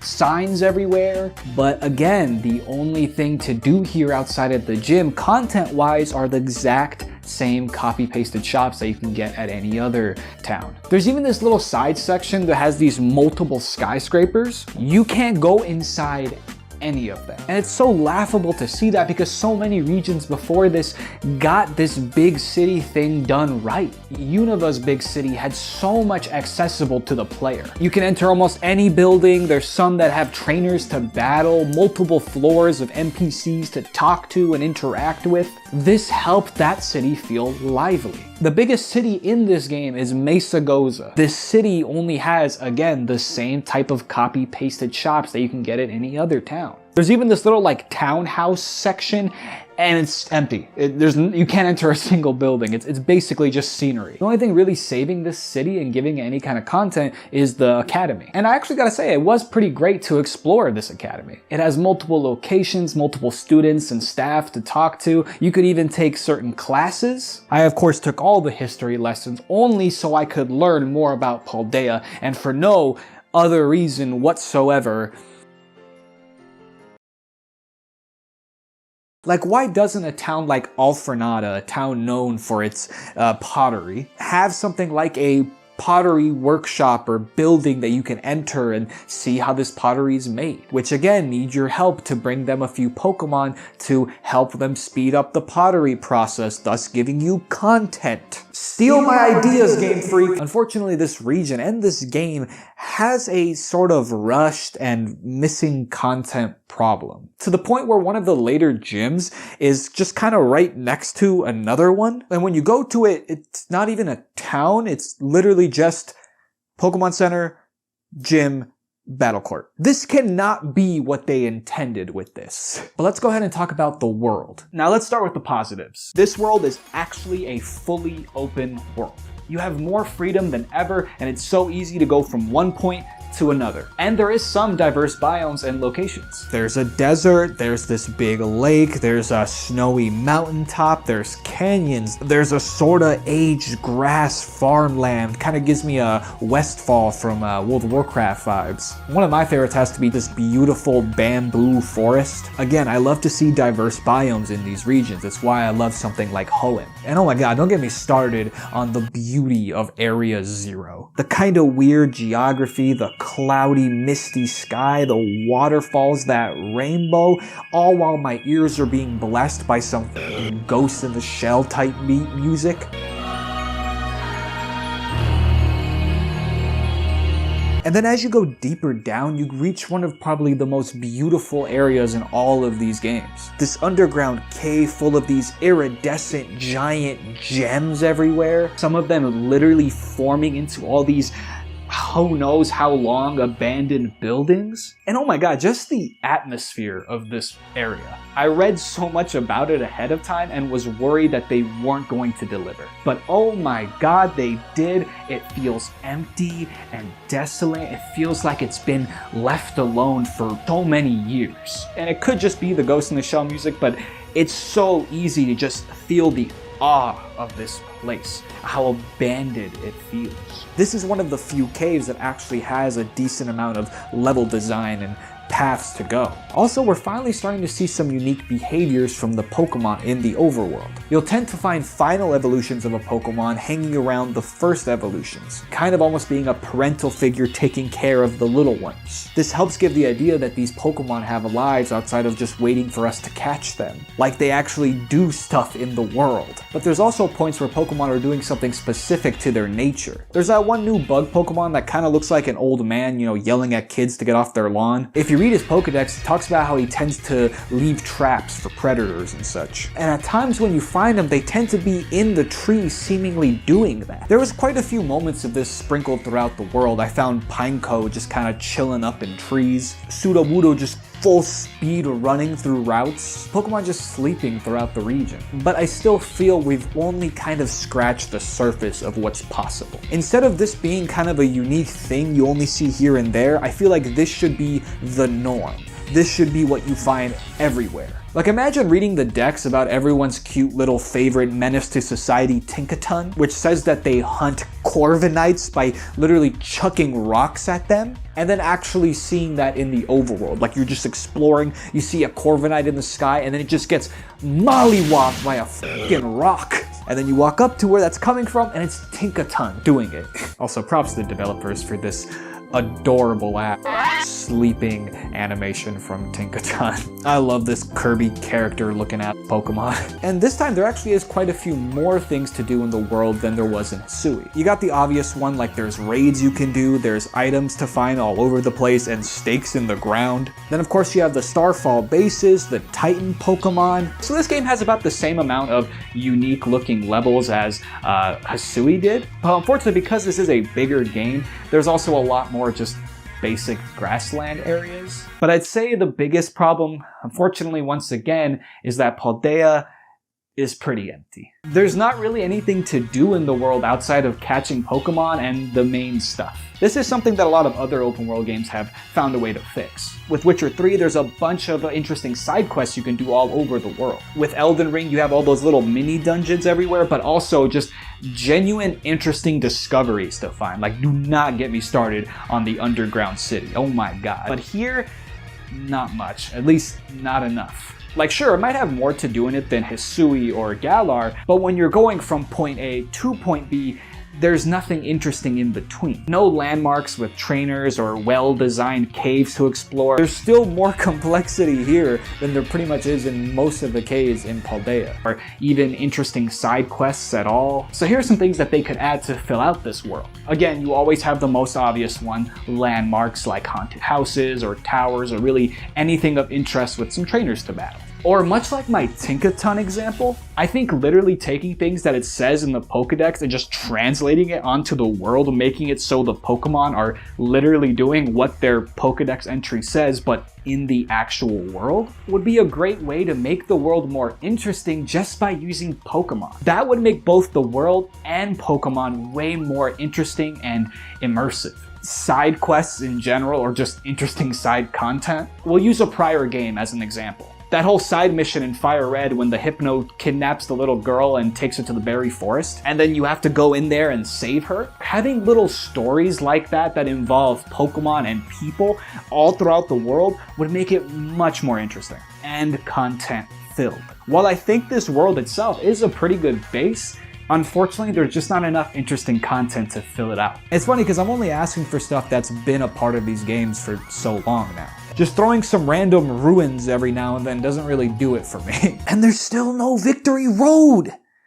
Why? And even these things, the Starfall bases, the Titan Pokemon, are a bit undercooked. I love that you could see the Titan Pokemon in the world, but interacting with it is just like a battle, and then another battle, and then you go into a very same looking cave every time and have a pretty similar cutscene. Like, don't get me wrong, I love the character attached to it, I love the story element, but I would have preferred if after we almost beat him the first time, the Titan goes into like an actual lair, like a cave with actual great Pokemon level design, and then when you reach the very end of that lair, then you find the Titan, and then you fight him. That would make this feel a lot more substantial as content. And the Starfall base is not only are you doing pretty much the exact same thing every single time with just a different trainer, the bases themselves are basically empty. The NPCs you find at one Starfall base don't say anything different from another, and the base itself all look the same. This could have been improved by having different tests for each, and maybe having the base be unique to the aesthetic of that member. There's like 7 of these, and none of them are as interesting or as content filled as Po Town, and that only had like 2 buildings you could enter anyway. And with both of these games, while I feel they're both better than Sword and Shield, which for one, that bar is like in hell, there is one glaring thing that has continued since Sword and Shield's release. And that is Gamefreak making these games that have potential to be great, but then suffering from this weird sense of unfinishedness or rushed development. Which, especially in these cases, it makes it much more disappointing. There's so many good to great things about both of these games, but the things I love most about this series can't be as great because it feels rushed. It feels like it's missing content. Hey, what's up? I want to have a sponsor for this video, so I just wanted to take this time to shout out my Patreon. It's the best way you can support me, and you can do it as little as $3. Like, if you don't want any benefits, you just want to, you know, pitch in a little to keep what I do going, mainly all this like really cool green screen stuff that I do. Because I'm gonna be real with you, the effort I put into this doesn't really get rewarded, or that what I do doesn't make me go further in the algorithm, if that makes sense. So Patreon has been a great way to help me keep doing what I do. But if you did want some cooler stuff, at $5 I have extra content. Like, I did a whole tier list on the different Pokemon regions, actually ranking them. I even have a tier list for every single generation where I rank every Pokemon in that generation. At $10, you get voting power for what videos I make, and the highest tier is $20 a month, where you get, well, all this stuff, but also you get to get your own little pixel art character who shows up throughout the videos. You might have seen them throughout this. But also you get a study stream, which is basically once a week, I hop on a stream on Discord, and it's like a private little thing where you get to see me behind the scenes making my videos, whether that's editing them, recording them, or even studying to create the stuff I create. Once again, if any of that sounds interesting, you can find all that on my Patreon. I'll have the link probably pop up here. If it doesn't, it's definitely in the description. Just pop it open and look for it. You'll probably find it. And I'll even throw it in the pinned comment below. But if you can't, no sweat, I completely get it. Let's get back to your video. Now, even though this is the most current game in terms of the generations, and the next game that comes out only takes place in one city and doesn't have a region, I actually think it's super important to look at that game, because these same problems that I've been bringing up about the regions or the worlds, and this lack of making a great world, actually continues on into this game that only has one city. If anything, it only having one city actually magnifies these problems I've been talking about. So let's go ahead and move on to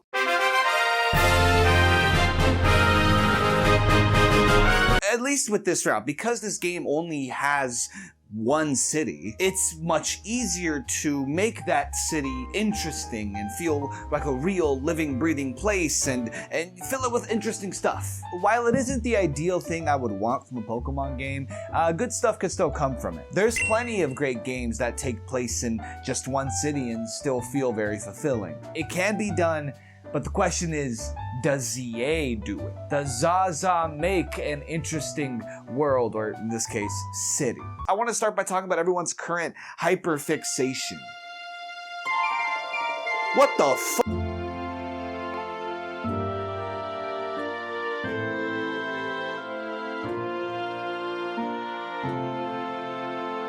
You know, I've seen a lot of people hate on this game's visuals. And like, yeah, it has obviously glaring problems, but honestly, I don't think it's that bad. I think it's a little overblown. I think it's still the best looking Pokemon game to date, regardless of the buildings.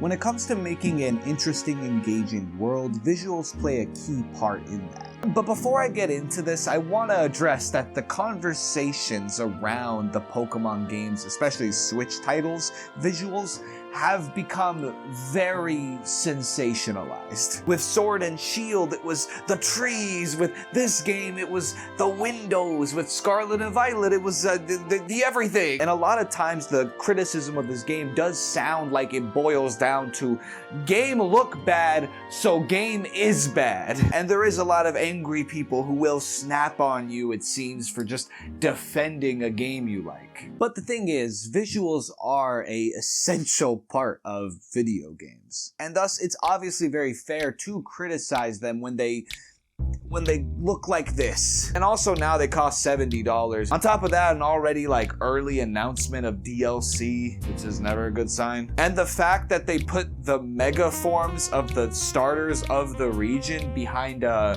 Nintendo Online paywall, it's just a lot of bad factors. But what will my billionaires do without their 5th yacht? You know, I will say I do this for a living, so buying this game and a Switch 2 would actually be like a tax write-off for me, you know, just to be completely transparent with you. But I felt weird about giving my money to a seemingly greedy and unethical billion-dollar company for a product that I'm feeling might not be too good. So I set sail for the Grand Line and yo-ho-ho to the Badagunga. Don't get me started on that fucking evil bird scene. I had to grind for this view. Look in my eyes, tell me your tale, do you see the... And I think a big part of why the criticisms have become so loud is because this isn't the first time that we've been having this convo. Because almost every single one of these releases has come out with problems that people have been pointing out, and yet it feels like it's only gotten worse, or at the very least improved very slightly. After the third time around of having the exact same convo, it can get a bit annoying to still have people defending this. I mean, it's 2025 and we're talking about flat PNG textures of doors, windows, fucking balconies. X and Y had fully modeled balconies, just slapped onto surfaces and repeated. And I know everyone's been talking about the windows and shit, but for me, this is what gets me. Say wallahi, bro. Say wallahi. Say you swear to God that just happened. I just spent $200,000. That's supposed to be a pillar. What the fuck? Literal cut corners directly in your face. Still fully priced. And it definitely wasn't for high quality animations. For literally any action that happens, they cut to black screens. They don't have to animate it. You can't animate my character pulling a fucking lever, or this girl petting a fucking Ekans, or this shelf being...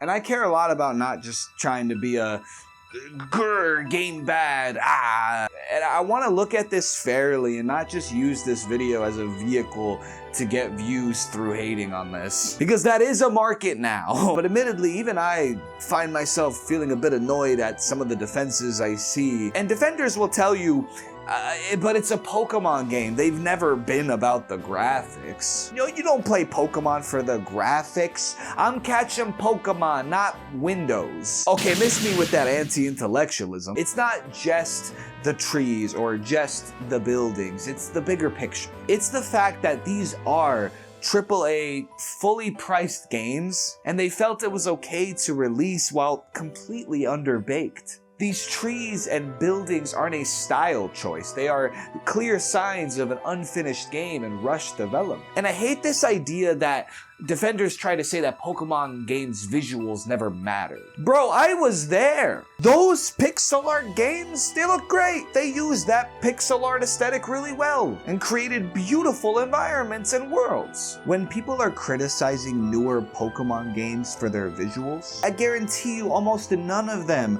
are looking for Pokemon to be a hyper realistic, pushing the most pixels and teraflops and kabutops and polygons and porygons and Decepticons. No one is asking for graphical realism for Pokemon. I made a whole video about how it's always been art direction over graphics. And for me, and I think what most Pokemon fans want when they talk about not liking how Pokemon has been visually, one, they just want it to look finished.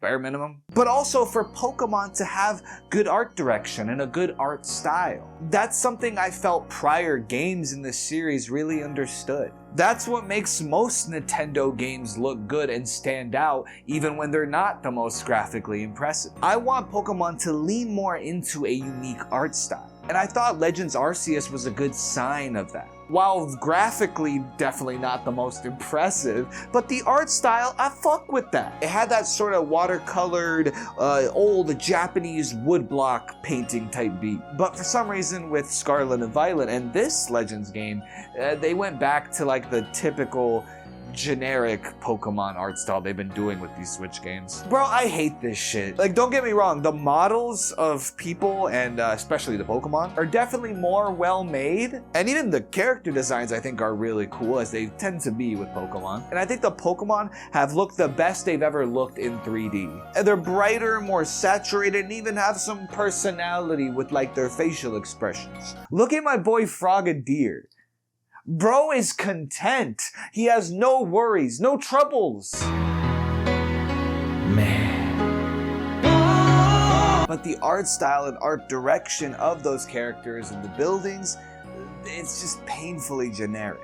The characters look like how those emoji people on your phone look like. You know what I'm talking about? Ideally, I would want Pokemon to go back to making pixel art, but in a Octopath Traveler, 2D HD kind of way. Or if we're gonna keep it in 3D, my dream would be to have a Pokemon game in the same look. A while ago, I believe an artist made this concept of a Pokemon game made completely in the original Ken Sugimori art style. Look at this shit. That's what I want. I think Pokemon leaning towards something like this, it would be ideal. And I feel even if we had a whole ass mid-off and just focused on the Switch games, I think ZA is still easily the most boring looking Pokemon game. Sword and Shield, while not graphically as impressive, some of the routes in that game are colorful and vibrant, and they even have neat concepts sometimes for a route. The towns were huge in scale and had some really cool concepts for the structures of the buildings. A cool ass castle, a steam powered city, a town in a deep,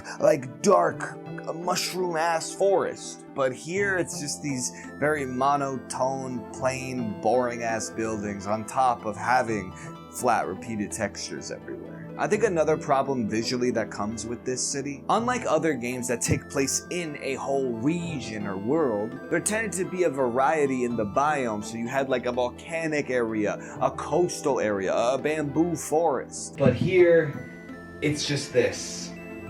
Everywhere, which isn't helped either by this city being so small. Pretty quickly, visually, the game gets really repetitive and dull. While plenty of people are mad about windows, balconies, and buildings, which is an issue and thus needs to be acknowledged, but I don't want people to think that if this game was released as is, but with those problems fixed, those things actually modeled, that the game would then look good. Even if these were modeled, you'd still have a boring city, because the art direction is uninteresting and repetitive. It's the audacity that even when they had the easier job of just doing one city, not a whole region, just one city, they still under-delivered. And that to me, I feel is inexcusable. And there's plenty of ways that you can make this city look more interesting. On a base level, you could have done more with flowers or vegetation, or considering the different sections of the city separated by color, you could have had those colors more apparent in how the city looks. Or the most easy and obvious way,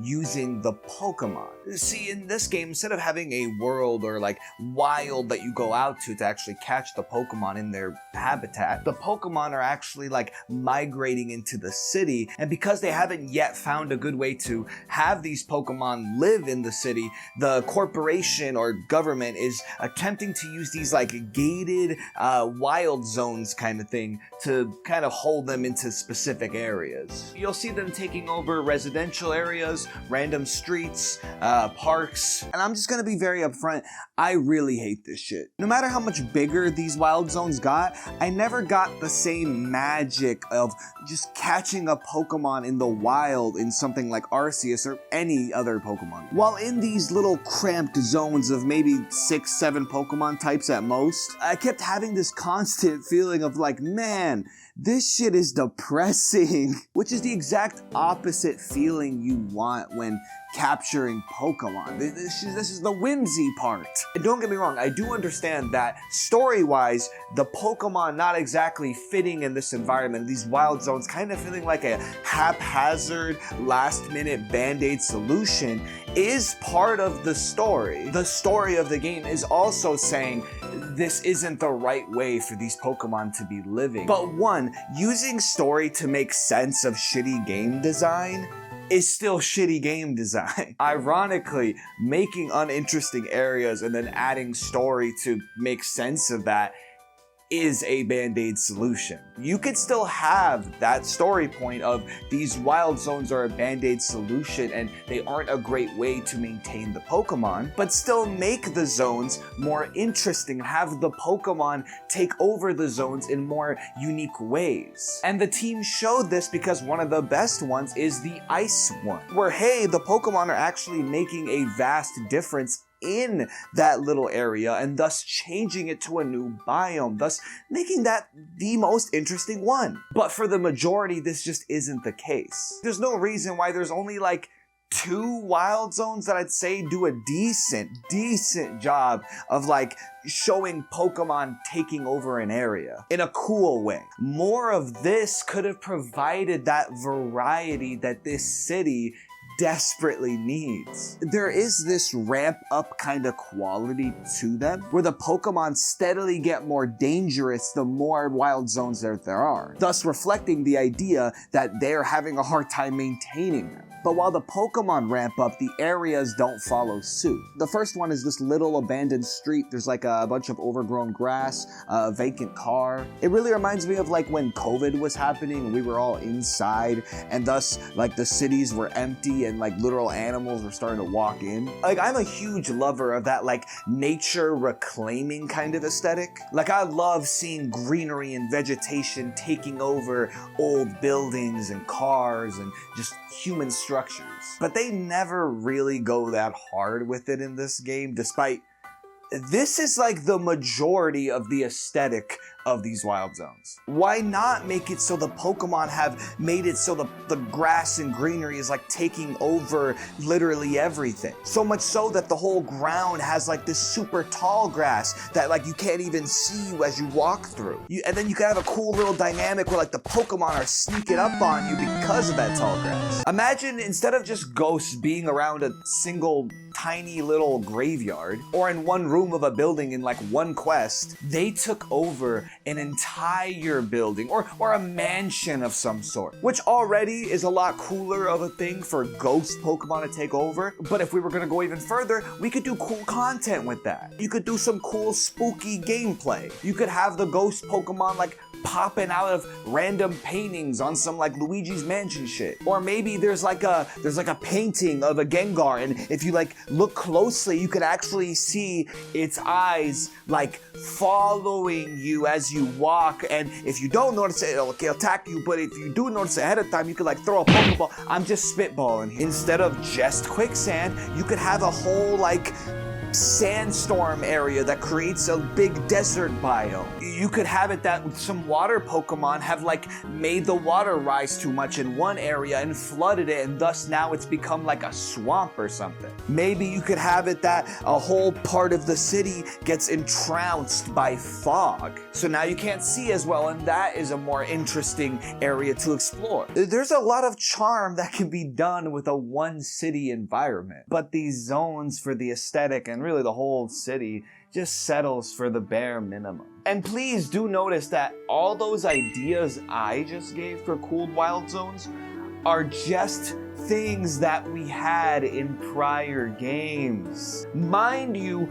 those games all had entire regions, not just one city. And doing this would give more opportunity for the Pokemon to actually be doing interesting things in the environment outside of just standing there. Like, don't get me wrong, there is some cool little moments, like how Trubbish is by the trash, and if you try to catch him, he actually does a little dance because he's happy somebody wants him. Or having bird Pokemon just chilling on top of street lamps like in real life, that's nice. Or spiders like hanging from a web on the ceiling or wall, I like that. But it's so far and few between that you see this. It's about as much as you see this happen in Arceus and Scarlet and Violet, where even in those games I have said, this type of stuff should be the norm. And I think making more interesting environments in these zones would have helped with that. Honestly, I think this game could have heavily benefited from a seasons mechanic. One, because I really just fuck with that mechanic and think they should bring it back. Having the seasons change would add even more variety to the city because it would have different looks in the different seasons. But also, the different seasons would affect how the wild zones look too. But I'll get more into that during the content section. And I think overall, all these cut corners and very bland choices aesthetically makes it so this game's vibe or atmosphere doesn't really amount to anything. It's a very neutral vibe, this whole place, which is unfortunate because I feel like when it comes to atmosphere and vibe, I think Pokemon games are really great at that. I have a whole video where I talk about the atmosphere of Pokemon, but also the Legends game before this, Arceus, really excelled in its atmosphere and its vibe. In that game, I wanted to really take a moment and really take a breath and take in everything I was seeing. But I think we've covered everything on like a visual front.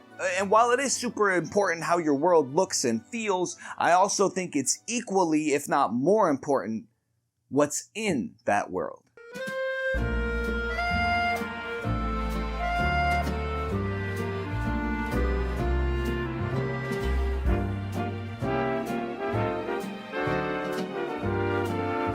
Okay, so what's going on in the story? You really are Lumios's greatest trainer. You know, I'm really happy we met. Having you as a member of Team MD makes me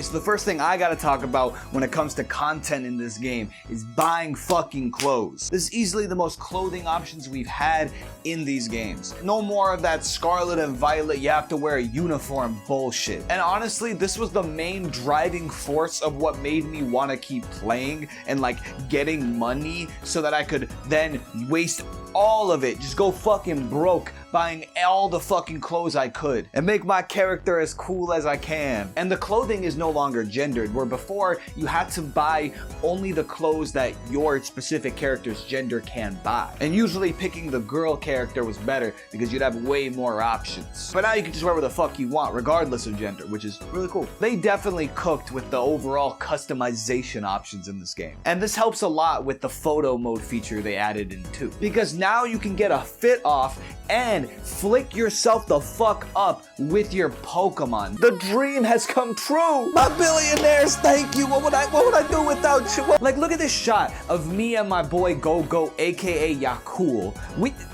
I love this shit. In the end though, with just how much, Pokemon games tend to like really glaze you and lick your asshole clean. Like they really want you to know you're the main character, you're the best of the best, and the way you train your Pokemon and beat people is just different and so super special awesome in the way that no one else can be super special awesome. So I decided to kind of like make a fit that would be canonical with how much glaze I was getting, and thus I became Gojo. If I could add anything just to give cool ideas for future customization things, I do feel like we could always still have more options, but like to me it just makes sense that like, when you walk around you see other characters with other unique hairstyles and clothes, and I'm just like, why? I mean, the assets are already there. Why not let me have a hairstyle this guy has, or this jacket, you know what I mean? Maybe someone out there does want to have this ugly ass Ultra Ball haircut. And also, we need customization for our Pokemon. Like, just some minor ones. Like, let me put some shit on my Pokemon. Like, ideally, I would love that I wear some goggles and all my Pokemon wear goggles. That'd be cool, to really customize how your Pokemon look, and I think that helps build a bond with them. But overall, what we have here is good too. Really happy with this form of content in the game. Now, unfortunately from here, I will be honest, I'm very upfront, I'm not gonna have a lot of great things to say about the content in this game. Now, there's a couple conversations that I've seen people having surrounding this game and its content. The first one, and probably most blatant one, is surrounding the fact that you can't enter a lot of the buildings in the city, which is an unfortunate carryover from Scarlet and Violet. Now, there is people who defend this. Who really cares if you can't enter the buildings? I'm only gonna go in there to access the menu anyway, so I don't mind just having a menu.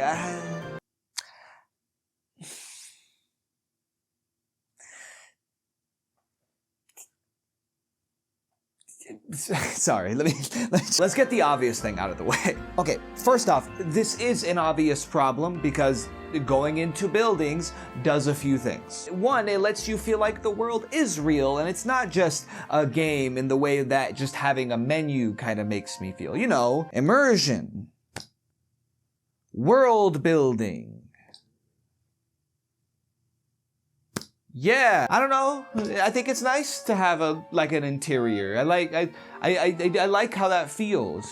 I understand yeah, streamlining gameplay good, but some things don't need to be streamlined, especially when I think if the streamlining affects the immersion, then I think you're doing something wrong. It's also something that we had in prior games. Prior games, mind you, that actually had whole regions. So there was multiple cities that you could enter every building in. Maybe you could have made the argument with Scarlet and Violet that they didn't let you enter buildings because there was so many places or whatever, even though, yeah. But with this game, I think a lot of people assumed that we wouldn't have this type of problem because it's just one city. They can kind of hone in on it more. And so unfortunately, it being one city now actually magnifies that problem. And once again, I have to stress, they took the easier route and still under-delivered. But the biggest thing is by letting us enter buildings,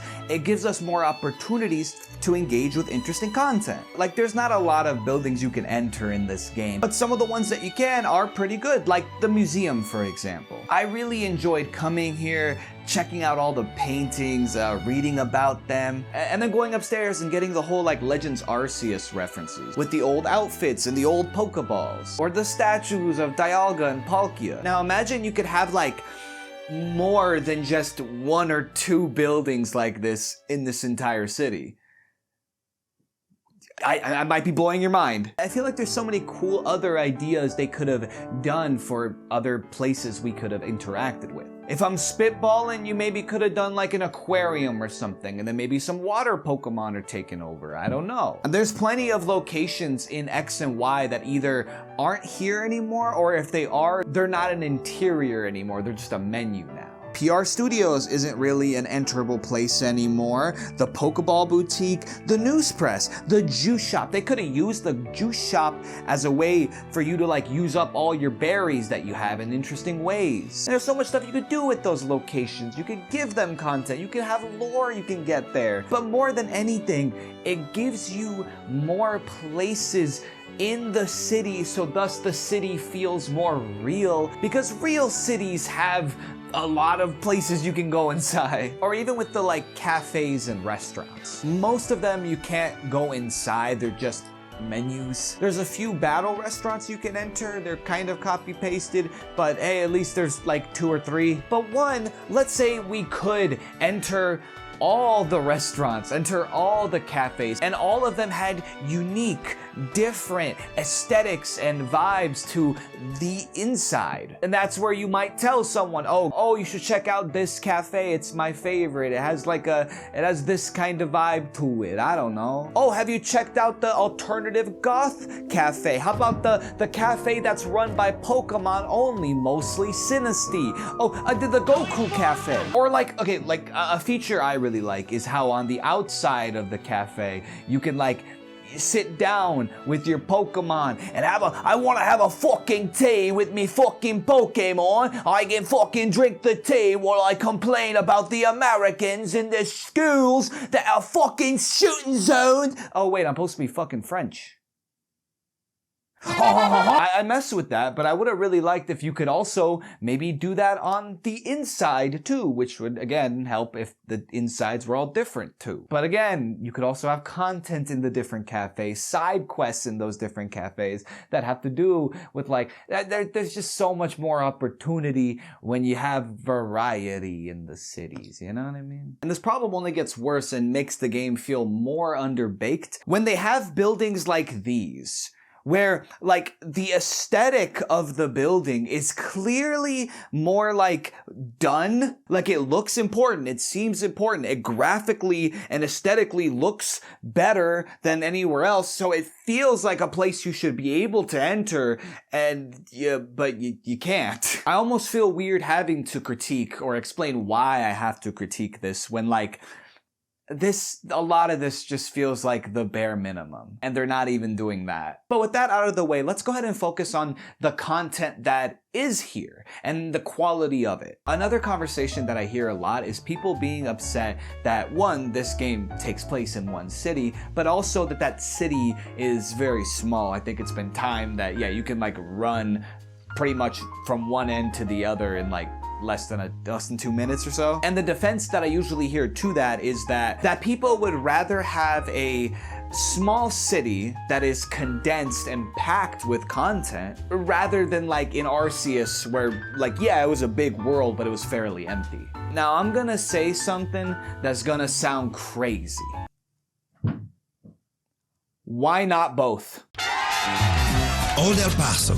Because in past games, we did get both. They had both interesting towns and an interesting region or world that had content. I feel that like the midness of the Switch Pokemon era has the fans thinking that like we can only get one or the other when we used to get both, and we should get both. Ideally, a good Pokemon game has both, which is kind of in my whole spiel with these videos. This game is going for smaller but more compact, more condensed. And I'd agree that this game isn't empty in the same way that Scarlet and Violet or Arceus was. There was lots of content everywhere in this city. Almost everywhere you turn, you'll run into something. A Pokeball, a hidden item. It's very like carrot on the stick. Very like every 40 seconds you'll run into something. Breath of the Wild also had something like this too. But unfortunately, I feel like this game's world suffers from the exact same problem that Breath of the Wild suffered from, but even worse. Yes, there is content. There is stuff and stuff to see and do, but while it's there, most of it is repetitive and not really substantial. Breath of the Wild also had a lot of Korok seeds, a lot of shrines, which sure is content, and I don't mind if it repeats, but it's the fact that that stuff was like 95% of the discovery. They needed less Korok seeds and less shrines and more unique stuff to run into. I talk about it in this video if you want to hear more, but to put it down to the best point I could, when I climb an ice mountain, what I want to see on the top is like a frozen dungeon or some sort of labyrinth or something interesting. But when I did climb it, all that was up there was a Korok seed.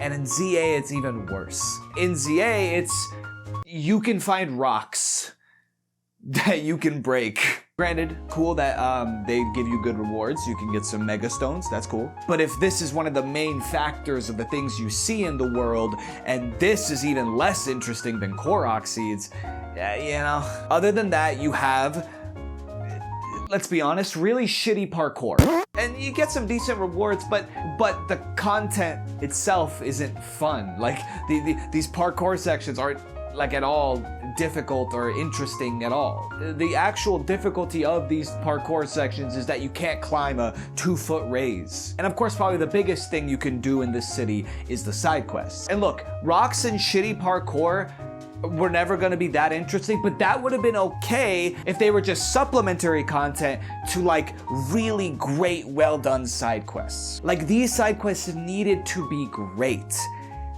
and they just aren't. Only really a few of them kind of stood out to me or did anything more than the bare minimum. There was like a horror one with like a girl in like a sewer. The starter ones had some like charming and funny humor, but most of them didn't really amount to anything more interesting than a battle, bringing a guy an item, walking a guy's Pokemon like across the street to have a cutscene. With something like the Pokemon world, I feel like the possibilities of what you can do for interesting side quests is infinite. There's so many cool little stories you could have with how the Pokemon are affecting the people or they're interacting with the people. But unfortunately, these just don't amount to much. And speaking of things that leave a lot to be desired, the sewers, man. These were a huge letdown to me because, one, them themselves don't really amount to anything outside of just being a few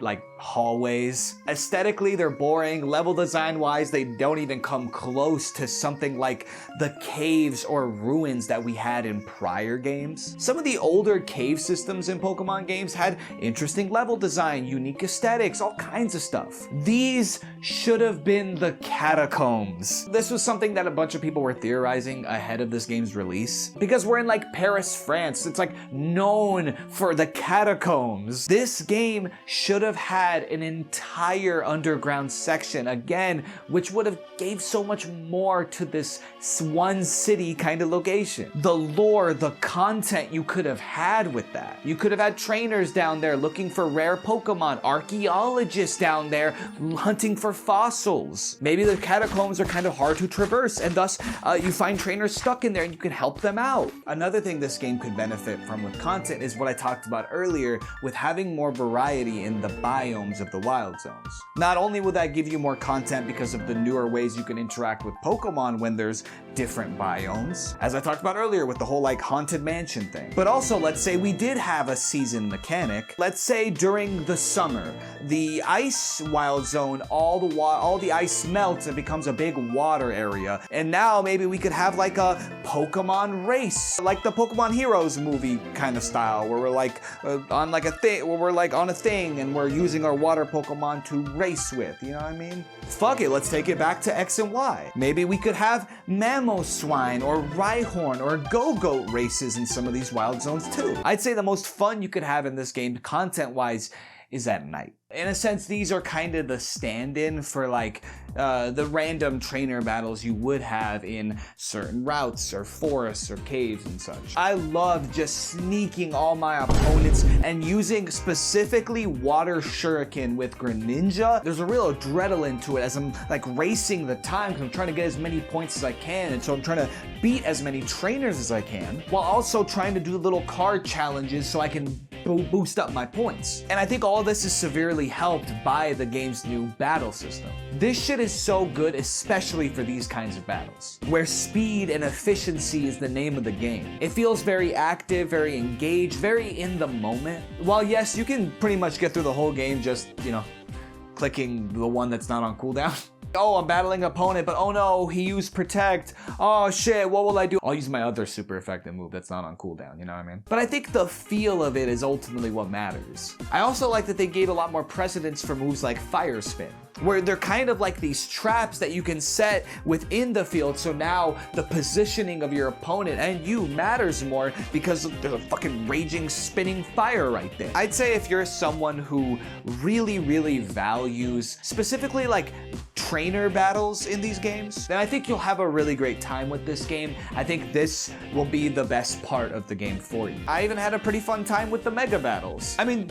granted, they weren't that difficult. I mean, none of this game was. Like, I'm like, I don't know, the game like stresses that these mega battles are dangerous and whatnot. And if you're a trainer and hoping to stand a chance against these megas, you gotta make sure you're using plus moves or your mega evolution. I didn't have a mega on my team for a while and I didn't know how to use the plus moves and didn't feel like checking it out. I ended up beating like most of these just using the regular moves. Like, who needs a mega when I got a fucking sword and shield?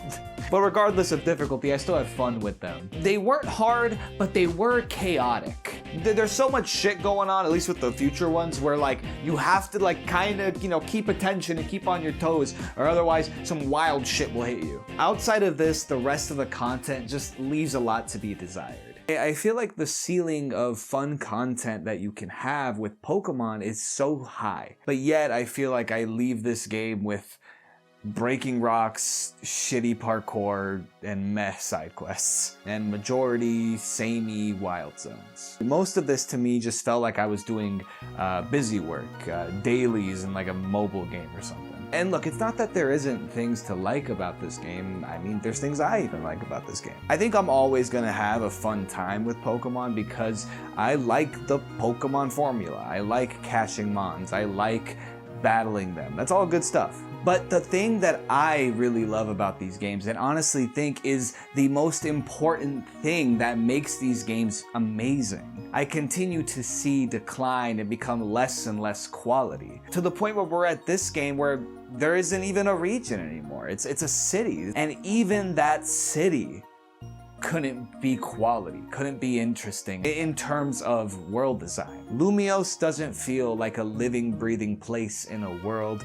It feels like a location simply here to facilitate the gameplay. I'm stressing this again because I see it as a statement that you can make on the entirety of this game's world. They under-promised and still under-delivered. Ultimately, I think these games are not in a great place, and I think the last few have been really bad, at least for the things that I love from these games. But I feel like wholeheartedly I couldn't say that they're slop like a lot of other people are ready to say. Maybe it's the coping fan in me, or maybe it's just that I love the series a lot. I mean, I've gotten to the point where like, I didn't even, you know, I yo-ho-ho took a bite of gum-gum for this game. So I definitely lost a lot of hope, but you know, next release I hope is really good. And I really feel that what I say at the end of these two videos coming up, which you're about to hear, really summarizes my feelings on the series. There's been this criticism that it's because Gamefreak is lazy. But why would lazy developers spend so much time on little interesting details with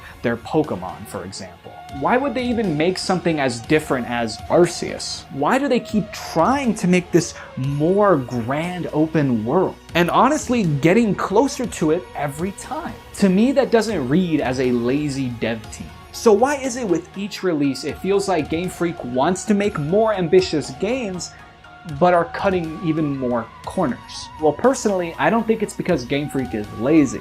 At least I don't think the developers at Game Freak are lazy. All of these issues in tandem, the quick succession that these games were released in, all the missing content that is mostly things that used to be in these games, and the, as of late, very undercooked release. I think that these all stem not from laziness, but from Game Freak not having enough time.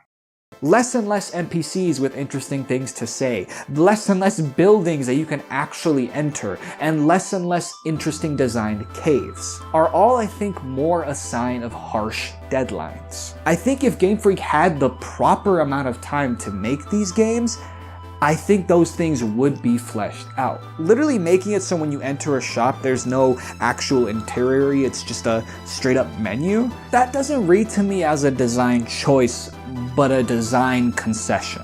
Pokemon is the most profitable brand ever. These games, in the grand scheme of Pokemon's profit, don't even factor in that much. At least the people running this whole thing, it seems more like what matters to them isn't that these games are great, but that they come in time to drop with everything else. If a new gen is dropping, then everything about Pokemon has to come in at around the same time. The time of the release of the game has to tie in to the anime, has to tie in to the merch. That timing takes precedent over everything else, regardless of how undercooked the game is, whether that means bad performance or one of the worst regions in the entire series. They don't care. Just get it out in time to go along with everything else. And if anything, it doesn't help that me and pretty much every Pokemon fan will buy these games regardless. All that shows to those higher ups is that it doesn't really matter. They'll buy anything. As long as it's not hurting that bank, there's really no reason as to why they need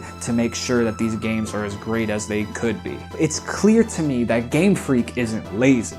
They want these games to be great, just like we do, but they're not given the amount of time they need to make them great because of these harsh deadlines. In a sense, Pokemon is suffering from success. And maybe if they were just given more time and not stuck in this terrible Pokemon cycle, yearly release cycle thing, or maybe if they had a better budget, because I think I heard this game's budget wasn't great, maybe then they could make the games I know they have the capability to make. But I don't really know who decides these things. I don't think anyone really does. But I do just want to stress that I don't want to blame the devs who probably put a lot of hard work into these games to their best ability with these terrible times and budgets. And ultimately, I feel like what's happened to Pokemon's quality is just another sign of like corporatization, capitalism, if you will. The same way where like technology or like the internet or anything that gets more and more corporatized starts to lose like